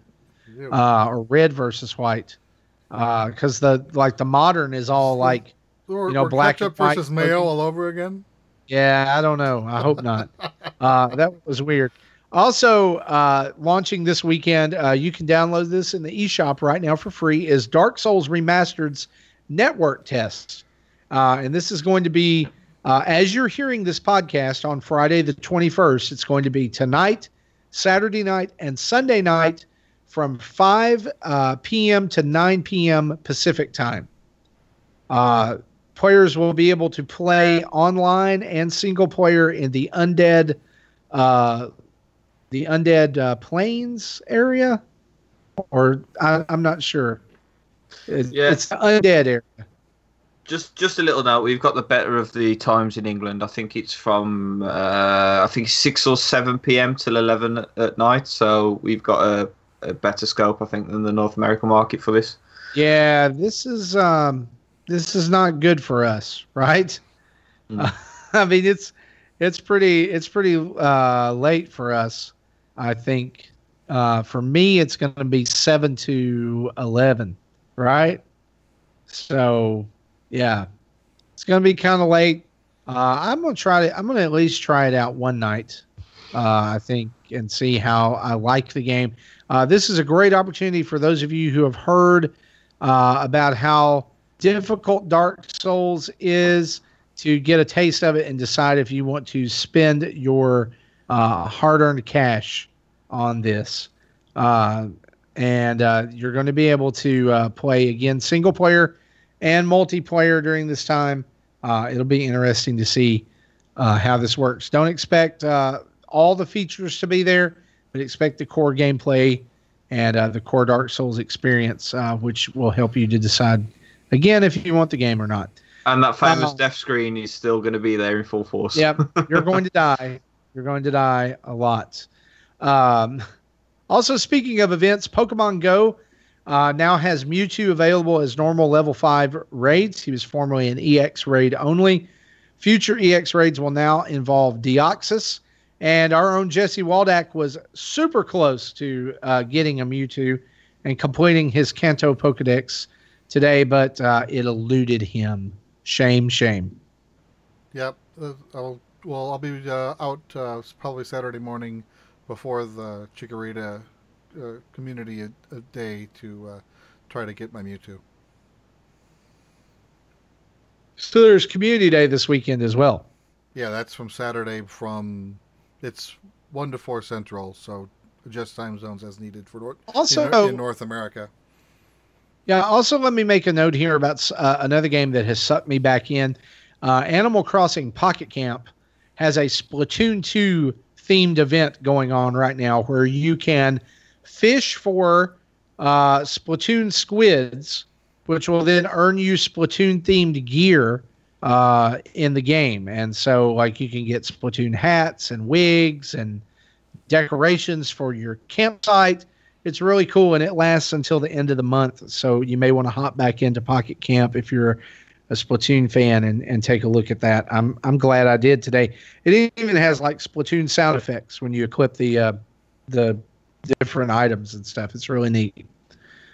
One last news item before we move on to our community spotlight. The new Intellivision system that was previously announced will have more information released on October 1st. Jesse, I know you put this in the doc.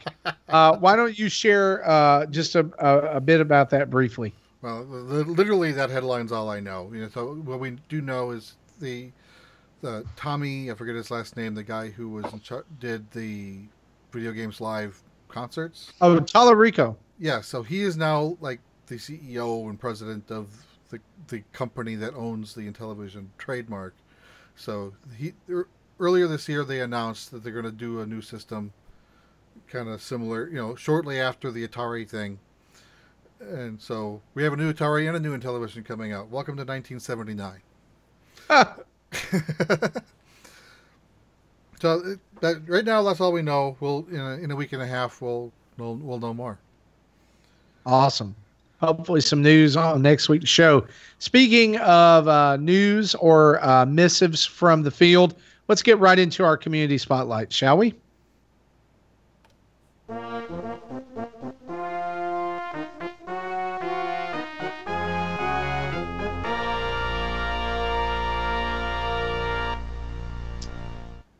We ask for your topics and questions, and man, did you guys deliver this week. Everything from emails to tweets to messages on Patreon. And guess what? We're going to try our best to get to them all. But before we do that, I want to go here to these 2 emails that we received because they're dueling perspectives on the NES Classics app and Nintendo Online and all kinds of different things from that. So this email is from Drew. And here's what he says. Of course, I bought the Nintendo Online, $20 up front without any thought. A true Nintendo fanboy. But for me, super underwhelmed and undelivered. Here's why. 1, cloud saves. Sure, I guess this is okay, but backing up games isn't really a deal breaker for me. I have 100 plus hours in Breath of the Wild, Xenoblade 2, and Paladins. Never mind the hundreds of hours in many other games, but let's be honest, if I were to lose all those saves tomorrow, no big deal. Like Gary said, I played them, I loved them, I beat them. I have no need to ever go back and play. Sure, I would lose some Paladin rankings and Mario Kart unlockables, but non-online games, 2 NES games. I paid $60 for an NES Classic. I see no need to replay those games on a laggy server with weak controllers. Sure, I could play online with friends, but let's be honest, how long could that really hold someone's interest? 3, online multiplayer. I actually have no problem paying for an online service. It's time Nintendo gets up to par with everything else. This is where I was really hoping they improve some things. No online lobby, private chat rooms, achievements, etc. 4, my biggest issue is that they announced this over a year ago, and what did they really provide? Some ROMs, an updated phone app, and cloud saves that could have been provided at launch. Just my 2 cents, high hopes, low expectations for the future of the online service with lots, and in parentheses, lots of improvements. All the best. Drew. Counterpoint on that comes from Zach Bohannon, or Cool Zach, as we like to call him around here. And here's what he says. While the backlash on Nintendo's new online service unfortunately doesn't surprise me, I'm still having trouble figuring out exactly why people are so mad. Nintendo told us several months ago what the features of this service would be. 20 NES games at launch with more to be added, cloud saves, special offers, and the core offering, the ability to play games online. They never promised themes or system-level voice chat or the dozens of other things people are upset about. Everything the online service was going to be has been seen right here in front of us since May, yet people are still shocked by how little features they are. Nintendo probably would have been better off launching this service within the first several months of the system's launch instead of letting it be free for almost 2 years. At its core, the service is for one thing, playing games like Splatoon and ARMS and Mario Tennis online. Nintendo did everyone a favor by letting us play those games for free for so long, for as long as they have. And for only $20, I'm completely content. I can almost guarantee you that this isn't the same service that we will have in a year. It's been live for 2 days. Nintendo will iterate on the platform they build and improve the service. So everyone, please just take a deep breath. Okay, that helped. Yeah. Awesome. And guys, really, that's great counterpoint. Again, I just feel like it's been a while in the Nintendo community since we have been this polarized, I think. Right? So there's a lot of strong opinions on both sides. In the end, everybody's probably going to buy it anyway, and so that's it.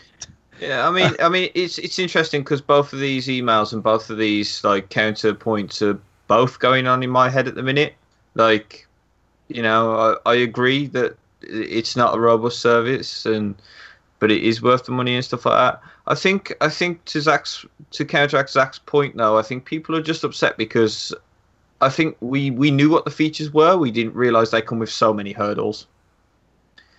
We didn't expect laggy NES games. Didn't expect the always to clock in every week and all that sort of noise. So really, it's just we knew what we were getting, but we didn't. We thought it would just work, and I think that's mainly everyone's problem with it. Really, is just that we expect it to just work and to not have any more issues. Like I think the biggest complaint that I've really heard is just the fact that you're still getting disconnected from matches, which is understandable. It is weak when you get disconnected. Yeah. And I really feel like there's going to be improvements coming. Yeah, like Zach said. So yeah. I think it's just a case of wait and see, right? Mm-hmm. Wait and see. That guy Chad tweets us, and he says this: so far, Nintendo Online is like the Happy Meal I got a few months ago. I ate the cheeseburger from my childhood, gave the fries to my kids, and honestly, I only got it because of the Mario toy. that is the best. It is a great analogy. That's a fantastic analogy. Absolutely. Let's pull up a few more tweets here. I've got to find these in my phone. Forgive me for not being prepared. While he's looking, I have a few small things I wanted to mention but didn't get around to it yet. So with the firmware 6.0, it instantly told me your Joy-Cons can use a firmware update too, which is the first time I've seen it tell me. Usually I've had to go in and ask it for it, which is nice. I don't know if it was a thing before or if it's something new with 6, but the Joy-Cons can be updated wirelessly. Right. I did not know this until I tried it with my kids because his right rail is broken, so he can't connect it. And then what I found out by looking at my Nintendo News is that the Pro Controller also has a firmware update, but that has to be plugged in to the Switch to do the update. So I did that this evening before the show. Yep. Has to be plugged in with a USB-C cable, correct? Yeah, because that's what the port is on the Pro. Yep. And you should have gotten one of those with the controller. So if you're like me and I use the Nyko charge block to charge mine, I'm going to have to go dig up my controller cord. Yeah, I got something similar. I actually had to take that off to get to the port. Yep. Question from Twitter from Dakota1RL. He says, what other special offers do you think Nintendo might grant us? This is going to be another one of those things again. It's going to be like, 20% off that game you brought 3 years ago. Right. I was going to say the same thing. I don't know. I mean, they're already offering us one, right? Buy these NES controllers. And we've heard about what's the other Splatoon 2 is getting exclusive online subscriber gear. But in order to access that, you have to be a 12-month subscriber. If you're month to month, you can't get that. Ah, okay. So that's a special offer. These special offers, though, they're not going to be anything outstanding because they're already taking so little off you to support these NES games, and then try and take a cut from that to also support the online. They would be mad to give you some really good offers. Now look at the offers that we're already getting. Basically some gear that probably would have been in Splatoon anyway, and some NES controllers that you still have to pay through the teeth for. We're going to get more of the same of that. We're not going to get anything amazing or anything that will say, right, I didn't pay for the online service and now all of a sudden I'm going to. It's going to be little things like that. Yeah. Yeah, I agree. At Trash Turkey asked us this question. What is the best sports video game of all time? Not Tecmo Bowl. I have a two-part answer. NBA Jam and WWE No Mercy for the N64. See, I stopped liking sports games like during the SNES era. So really, the only very few sports games I enjoyed. The one I think I enjoyed the most, or at least I put the most time in, was Baseball Simulator 1000 for the NES. I remember playing. I think it was Super Baseball Simulator, either 1000 or 3000 for the Super Nintendo. And I remember that like you could have these like special pitches, like a fireball and all kind like a spinner and all kinds of stuff. And we played a lot of that. Gary, you favor any sports games? If you want about real sports games, not really. I'm not into sports games so much, but probably Sensible Soccer. That was pretty good. Oh, how could I forget Mega Man Soccer for the SNES? Get on my level. If we include stuff like that, you could include Rocket League, all sorts. Yeah, Rocket League is a sports game. No, I think in terms of real sports games, probably Sensible Soccer. In terms of silly ones, I mean, what does Mario Kart count? Sausage Sports Party. Sausage Pool Panic. No. Yeah. There you go. Monkey Ball. I don't know. Here's Tech Mike 12 asks us this. What are your predictions on what NES games will come down the road, and when will we get a new emulator for Switch Online? Also, when is Pikmin 4 coming? Pikmin 4 is never coming. Miyamoto lied. 2 years time. No, wait, hang on. I've got a date. Ready? Hang on, I got to Google it here. Pikmin 4 released on July 13th, 2017 for the 3DS. Yep. That's exactly what I was going to say. When that Pikmin was in development, I mean, there's a lot of translations and stuff like that always happen across the board, and then people will sprinkle in a little bit of extra flair on them. I think maybe he didn't even say the number 4. Maybe he just said there was new Pikmin, and everybody's like, well, it's got to be Pikmin 4. There's not been any spin-offs. I'm sorry, but that Pikmin game definitely was Pikmin or whatever it's called. And there will be a new one. But, I mean, come on, it's not going to be next year. Maybe the year after that. Yeah. I think we'll get one for the Switch. I don't think we'll get one anytime soon. About the NES games, though, I fully expect to see some more Konami participation from the NES games. We've already gotten Gradius, right? Mm-hmm. We're getting maybe a couple others.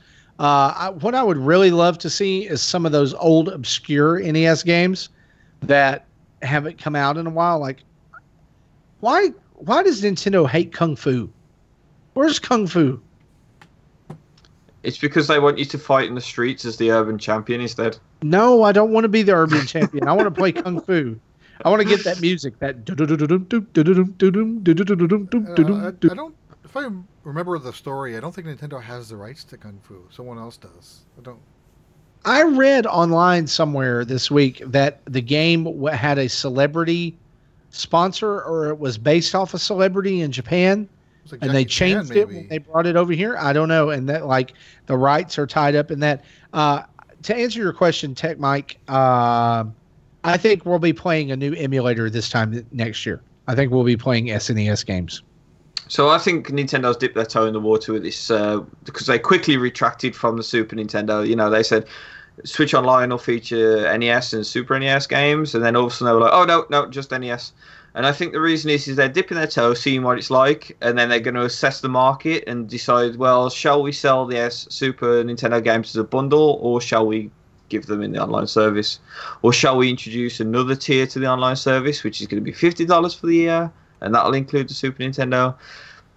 They're doing an analysis right now. I think it'd be unfair to say yes, they're just going to do it, because we've seen them do this thing before where they were like, oh, GameCube games are coming to the Wii U, and then all of a sudden they buried that and chucked so much dirt on it became a mountain.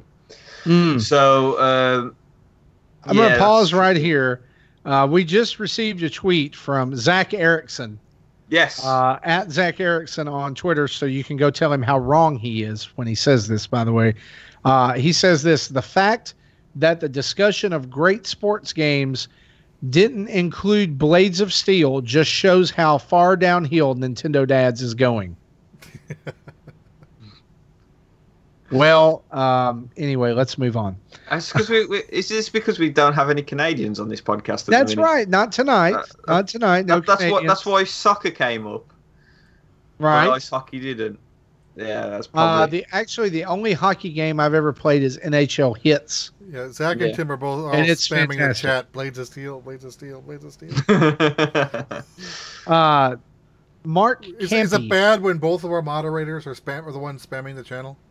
Okay, Blades of Steel. We said it. Yeah, let's move on. Greatest game Mark of all time. Campy replied to our tweet asking for questions. He asked this: I signed up last night for Family Plan, meaning for online. Do you think we will get any Castlevania games? Yep. Yes. That's why I was saying I hope Konami continues to support.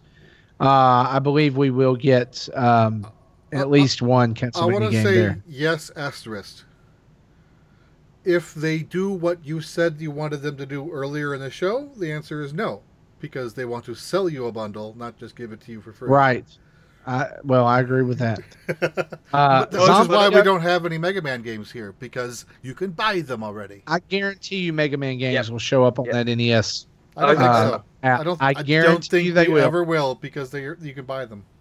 No, I think it will, and I think Castlevania will, and there'll be a Castlevania bundle, and the reason is because they're giving you a little bit to get addicted to, and then they're going to be like, oh, by the way, there's like 10 of them on a collection. Yeah, they'll probably give you like Mega Man 2 on the NES service, They'll and give then be you- like, go play the other 5 at Mega Man by 7 buying and late Mega Man support. X6. They'll give you the bad ones. And if you want the good ones, now go buy these bundles. Did you just say Mega Man 7 was a bad game? I'm going to revoke your podcasting rights. I forget which one was the bad game, but None of them. None of the Mega Man games are bad. I thought one. Let's go on. You know, this is going to turn into one of those things where I'm going to feel like the awkward person who's watching their parents fight. Just go stand in a corner. It'll be over soon. Zombie Duck Rob asks us this. Where does online go next? I like this question. I don't think we covered this when we talked about online. He says this. Where does the online go next? Realistic expectations versus pipe dream hopes. Let's talk about realistic expectations. In the next 6 months, where does online go, Gary? In the next 6 months is a difficult one, but I think that the future of it is going to have Splatoon 3, Mario Kart 9, and there's going to be more server-based interaction rather than at home on the old console itself. For the next 6 months, it's not going to go very far at all. I mean, you're past the Christmas period and the holiday season, and you're into the slowest time in video games, so there's not going to be anything in the next 6 months. It's going to be exactly the same as is. Yeah, for the next 6 months, I don't think anything's going to change other than a slow drip of additional NES games, which we know 3 per month are coming at least until the end of the year. Presuming more will come into 2019, they just haven't gone that far with announcements. Okay. We talked a little bit. I want to say thanks to Ryan Craig for asking us what changes we would like to see to online. I think we discussed that a little bit earlier. He says this: I'd like an option to play games online with random people and not have it restricted to my ridiculously few friends. I guess he's referring to the NES games, which you can't. You just have to play with friends, which is kind of lame. Ryan, I tried logging into the multiplayer game on the Japanese version of the Famicom game, and none of my friends are playing the Japanese version, so it was a blank list. Absolutely. And that would have been awkward too, I imagine. Ryan Enderlide asks us this. Now that we're getting Animal Crossing and Luigi's Mansion 3, what other franchises do we need to beg Nintendo to make a new game for? I'd like a new 3D Donkey Kong game or Star Fox. Jesse, you get one pick.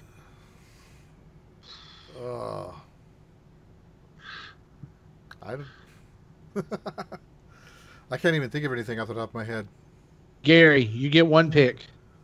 Oh, why do you do this to me? Because part of me saying it needs to be F-Zero, but another part of me saying where the heck is Advance Wars?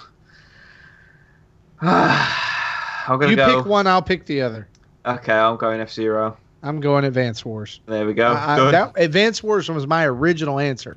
Yeah. I want a new Advance Wars game. I know that Wargroove is going to scratch that itch a little bit, but I'm hearing enough about it to know that it's not Advance Wars at all. So, I mean, it's exactly the same with Fast RMX. It's not F-Zero. It's it's got some elements, but it's there's a lot of franchises that have got the opportunity to come back now. We've had Smash, Mario, and Zelda already. I mean, I'd like to see Kid Icarus as well. Kid Icarus Uprising was amazing. So I would even take an upscaled version of Federation Force. No. Sorry. I would even take an upscale version of the Game Boy. I mean, of the 3DS Kid Icarus. Yeah. Add some new content to it. So you're saying another Mother game. Another Mother game. We haven't even got the third one yet. Yeah, we're never going to get that. Well, he said Mother 3. He said Mother 3 first, and then he said... I have abandoned hope for Mother 3. It's not going to happen. Everybody else needs to do it too, so they'll release it. Gerardo Gutierrez asks us, his at Dad Playing Games. He asks us this.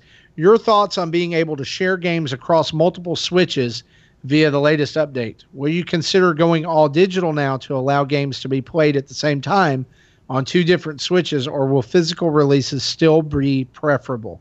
For those of you who are unfamiliar with what he's talking about, the new 6.0 update allows you to set your Switch as the primary Switch for your account and then add your account to another profile on another Switch which then becomes the non-primary Switch with your account. You can then go in and download all of your digital games and play them on that secondary Switch, which basically allows your children or your spouse or whatever to play the game that you downloaded for free. Which is they did not even talk about this feature. It was not even documented well. I think they were confused about how to document it because I tried reading the documentation and it was awful. Yeah, I talked a little bit about this in my video that I put out Tuesday night. It's pretty much sounds like it's exactly my understanding of how Sony handles the PS4 stuff.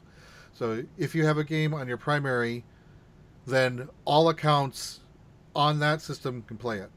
If you have a game on your account that is not primary, only you can play it. No one else can on that. No one else can on that Switch. And if you play a game on a non-primary system, it does phone home. So it does require an internet connection to play, but not if you're on your primary system. Yeah. Yeah, so like just take for instance, if I download Mario Kart 8 Deluxe and I'm the primary Switch, then my son can download Mario Kart 8 Deluxe for free and play it on his account on his Switch that is linked to my Nintendo account.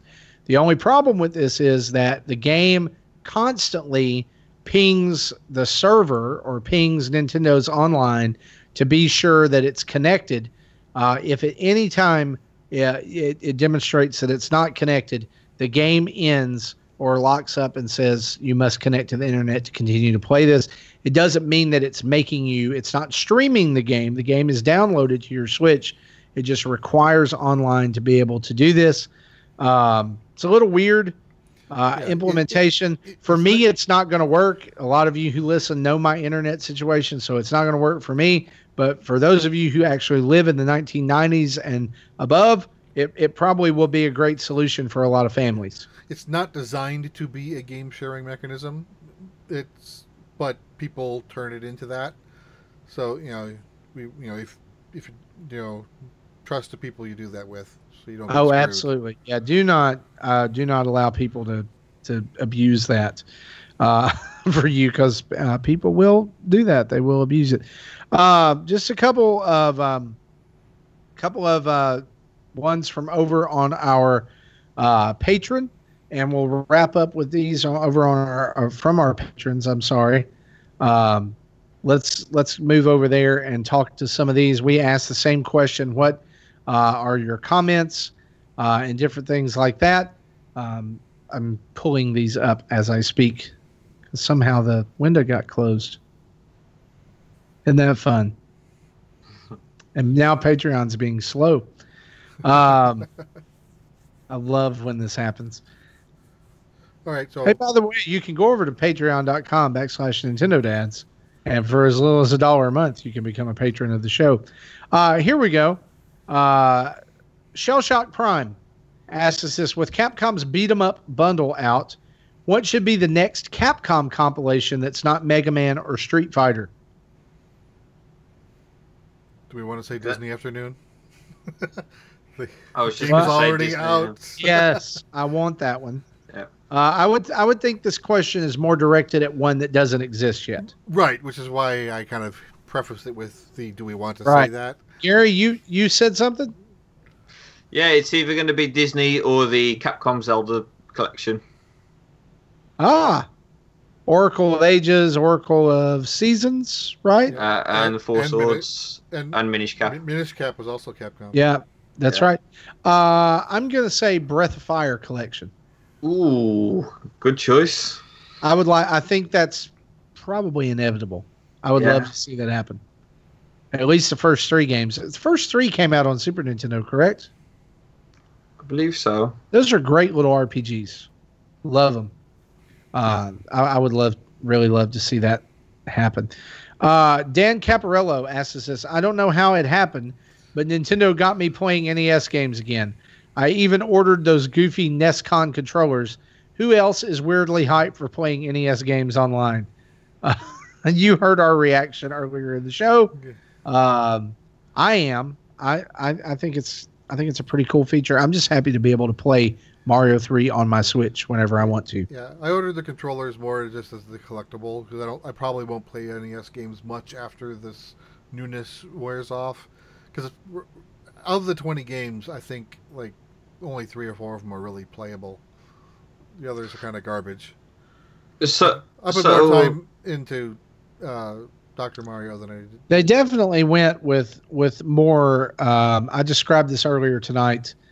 More primitive NES games here in the beginning, right? They're very bare bones and very. Oh, which reminds me, I tried to play pro wrestling and I completely forgot how that game works. These things need manuals. Oh yeah, and there's no manuals. I made it all the way to like the semifinal round in pro wrestling just by mashing buttons. So it's fantastic. I wasn't so excited about playing the NES games online as much as torturing my little brother, because he's younger than me and he finds anything before the Super Nintendo incredibly hard to go back to. So we were playing Zelda 1 and I was watching him try and do the first dungeon, and every time we die we'll switch controllers, and basically all I did is point towards doorways and have the little clapping hands going. So it is a good feature. I wish the controller sharing back and forth was a little bit streamlined. But, it is a good feature, if I'm being completely honest. But when we need, when the Super Nintendo version of this comes out, if it does come out, that's going to be where it's going to really, really hold its own. Yeah, the Super NES aspect of this, and we know it's coming because Update 6.0 has been data mined to show NES and and SNES controllers outlines, right, from where they're plugged in or docked with the system or linked to the system. So I think that's, to answer an earlier question, where do they go from here? I think that's the next thing is SNES is coming. Third Strongest Mole. I love that name, by the way, reference to Earthbound.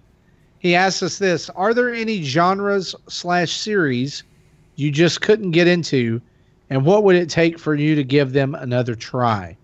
For me, that's going to be sports games in general, and nothing. I don't really care for sports, so unless it's wrestling, and some people will be like, "That's not a sport."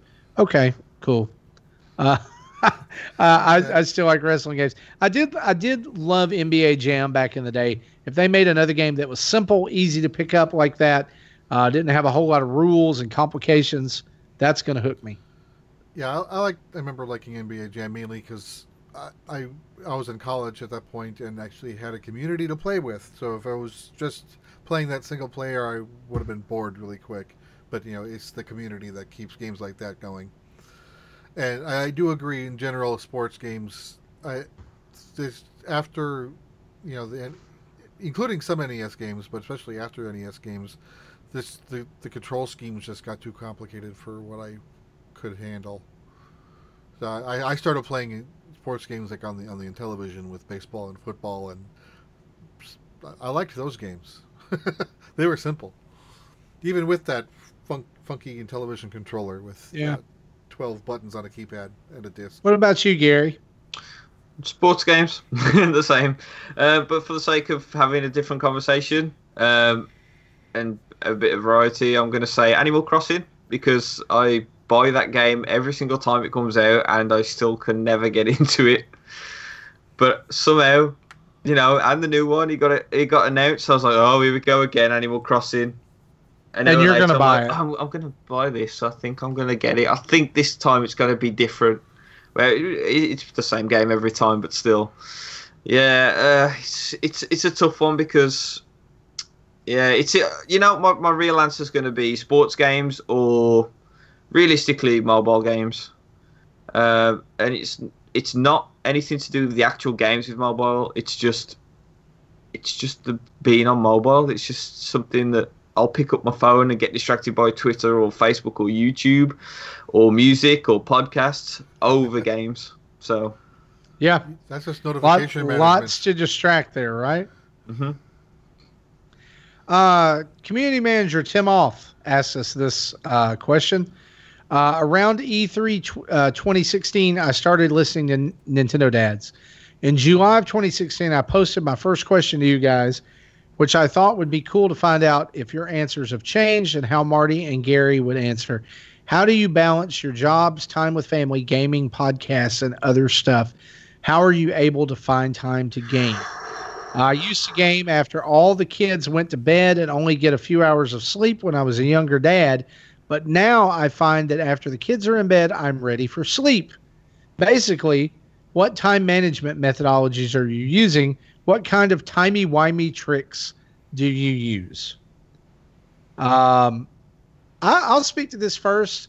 Timey-wimey tricks involve staying up way too late. Mm-hmm. It is, as I speak right now, it is 12:29 a.m. And we don't start recording this show until 10 p.m. Central Time, which is my time. So I just stay up late and sleep in the next day.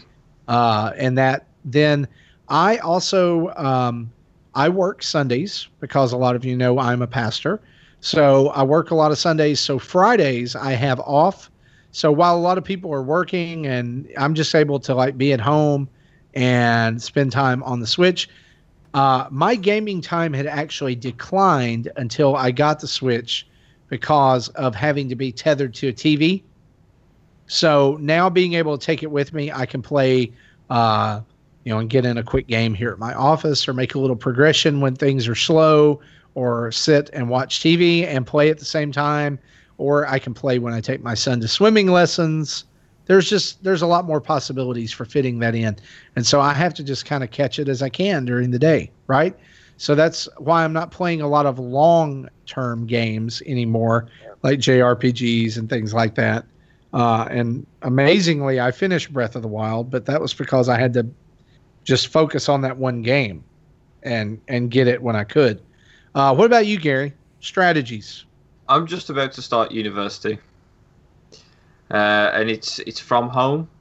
And being honest, I have no idea how I'm going to manage my time at the minute.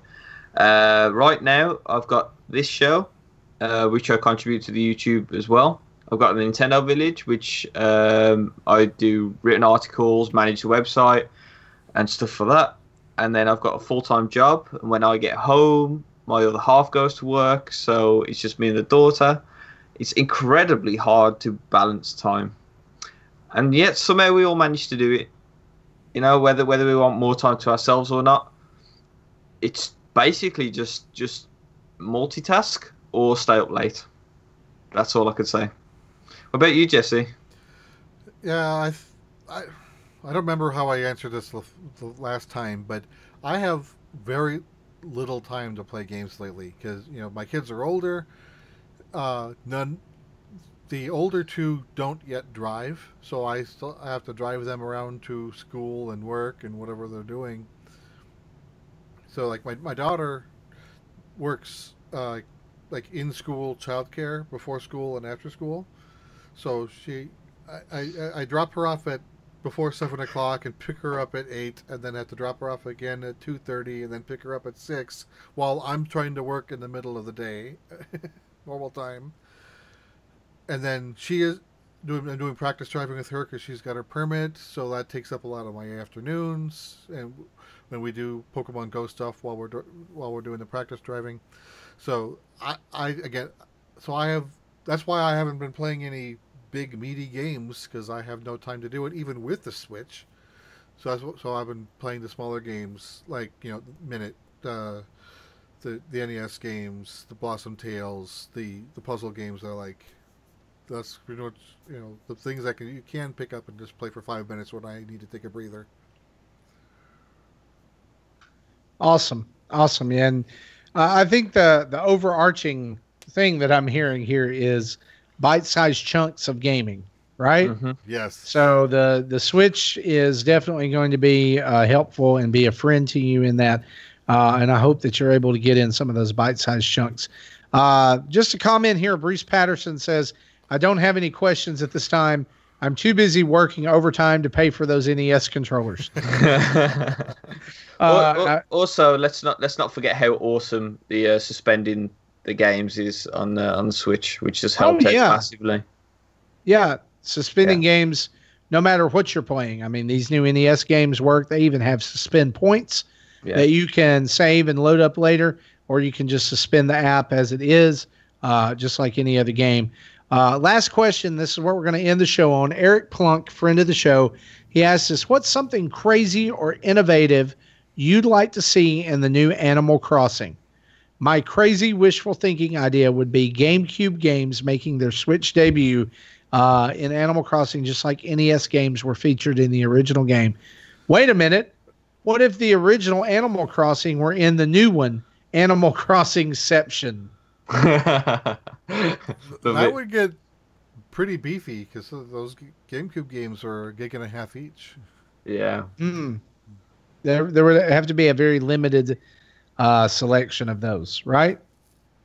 I think for me on this, and maybe it's not innovative and crazy, as you say, but I would like to take it up to a more macro level of development. I know we've had the ability to be mayor, right? I know that we've had the ability in Happy Home Designer to intricately develop different spaces. I would love to see and Gary, this may be right up your alley from the cities thing. I would like to see maybe like a SimCity style mode added to Animal Crossing, where you manage your town that way. Where you have to provide power lines and sewage. Yeah, like maybe you actually have to manage real things in your town. Now, obviously, they wouldn't be actually be the mayor. Yeah, there wouldn't actually be like probably the depth there, but I'm talking about like, that top-down view. You can plan your city out like you want it to be, or your town. You can like terraform. You can do different things like that. I think it's time for that in Animal Crossing. Can you summon Bowser to destroy the city? No, that would be a giant Tom Nook, fire breathing. So for me, my biggest complaint about Animal Crossing is there's just nothing to do in it, and people will get up in arms and stuff about that comment. But I think the truth is that unless you just like pressing A to fish or A to bug catch, there's not really too much else in there other than the seasonal things. And I think there needs to be something more to do day to day, and that's not so time constrained. For me personally, I think it should take more of a leaf out of the Sims book. I think that designing your own house rather than just having a room is something that's good. Putting doors where you want them, putting windows where you want them, having your character need to eat food, need to go to the bathroom, all that sort of stuff. And basically make it a bit more of a management game. But then again, it's a game that has mass appeal to like kids and stuff, and that sort of stuff would turn them away. But I think that Animal Crossing needs something more consistent to do. I think that a day playthrough, you can probably get an hour out of it, maybe 2, and then you definitely can't do anything else. I think it needs a progression system. Jesse's favourite, a job system. Just something more, something better. I mean, the way you earn cash on it is my biggest problem of all, because it's pretty much just fishing and bug catching, and we've seen the same repetitive Animal Crossing mechanics for a while. So I think it really needs a change up, and not in terms of like amiibo support and a Mario Party board. I mean, just in general, like a really good overhaul. I really do think that a job system would make it much better. Not just you're assigned to Tom Nook, so go and run these flowers around, or you're the mayor, you can occasionally put down a lamppost. I think it needs a lot more. I totally agree with you. I would like to see some more, I guess, just some more planning. I guess that's what it is. It's very possible to me, after the emphasis on Tom Nook in the trailer, that the only thing that we haven't done in Animal Crossing is become Tom Nook himself and take his place in being a shady property barren in another town. And maybe that's what you're doing in Animal Crossing Switch. Maybe you're selling properties and upgrading houses. And you could, I do think that you're going to see a lot of the improvements for building and design that came out of Happy Home Designer when it comes to the Switch. But because Happy Home Designer to me just ended up feeling like a big tech demo. Like, hey, we can do this. Look, So it's going to integrate Pocket Camp, obviously, as well. Reggie said that those two would do something together. So I'm excited to see how that is. I'm excited for Animal Crossing. And obviously there'll be some games and stuff hidden in there as well, as there always is. I'm excited. I made a comment about Pocket Camp when it first came out, and I stick true to my words. I think Pocket Camp had a fundamental base that's stronger than the normal Animal Crossing, and a lot of people didn't agree with that comment. And what I mean by it is that the crafting system is a much better way of getting, some stuff in the game over just selling bugs and fish to get bells to buy them. I think that a crafting system is something that would make that game so much better. So according to you then, Marty, is this new Animal Crossing going to be called Animal Crossing After Dark? Animal Crossing Slumlord. I don't know. Welcome to Animal Crossing. Welcome to mortgages. Oh yeah. Welcome to Monopoly. Welcome to time management. Yeah. Well, then we go back to Tim's around. question, right? Yeah. Well, guys, that is episode 197. That's a show, and I want to thank you guys for joining me tonight to before we talk. do wrap up, I kind of wanted to do a quick follow-up on something we talked about last week. Okay. We talked about all the Final Fantasy games that have been announced, and then wondered, where's 8? Oh, yeah. So I've been thinking about it and heard some other chatter going on, and it's a plausible guess, which I actually believe is a possibility, is they just may have source code problems with that game. Oh. 'Cause they had problems with 7, and they literally had to rewrite part of the game when they did the PC port. So, documentation from a game that old wouldn't surprise me at all if it's mostly or completely destroyed. So they, a game like Final Fantasy VII definitely worth reconstructing it from scratch. 8 probably not so much. No, which it wasn't worth the code that got it that it was written on in the first place. So because we're not seeing 8 re-released anywhere. If it was released on PS4 and Xbox One but not Switch, that's something different. But that's not the case. It just doesn't exist anywhere. So that's kind of the theory that I think I'm thinking about of why we're not seeing 8. I read an article last week as well after the announcement that said that developers in that day and time did not back up their work.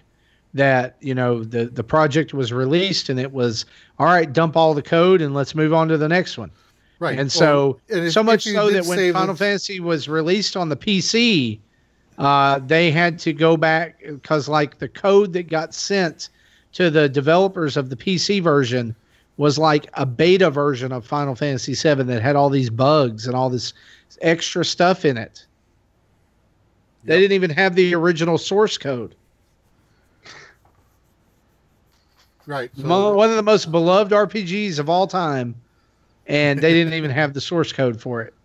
Yeah, so that's why I think this is just more of the same. Yeah. If Final Fantasy VIII never sees the light of day again, good riddance. Terrible game. Absolutely trash. I like it. Well, I'm sorry.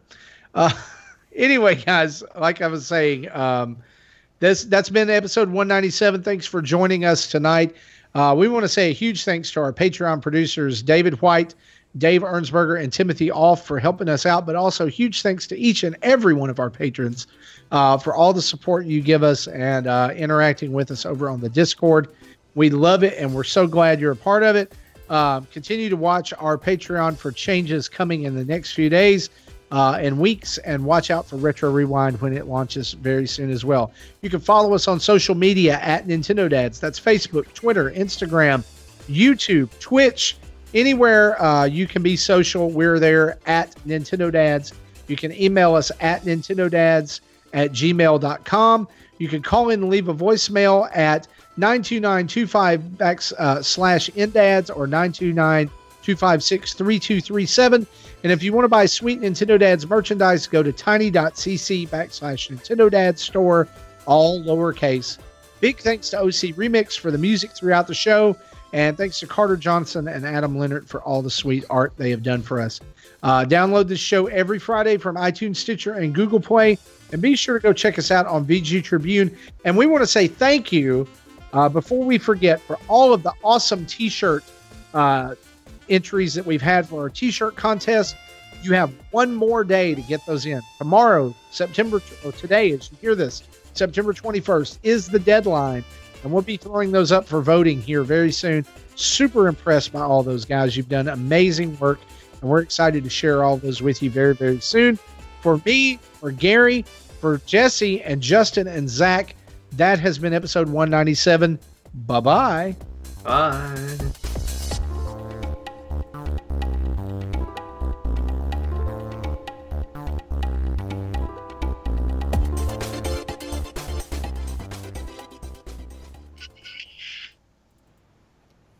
Thank you for listening to Nintendo Dads.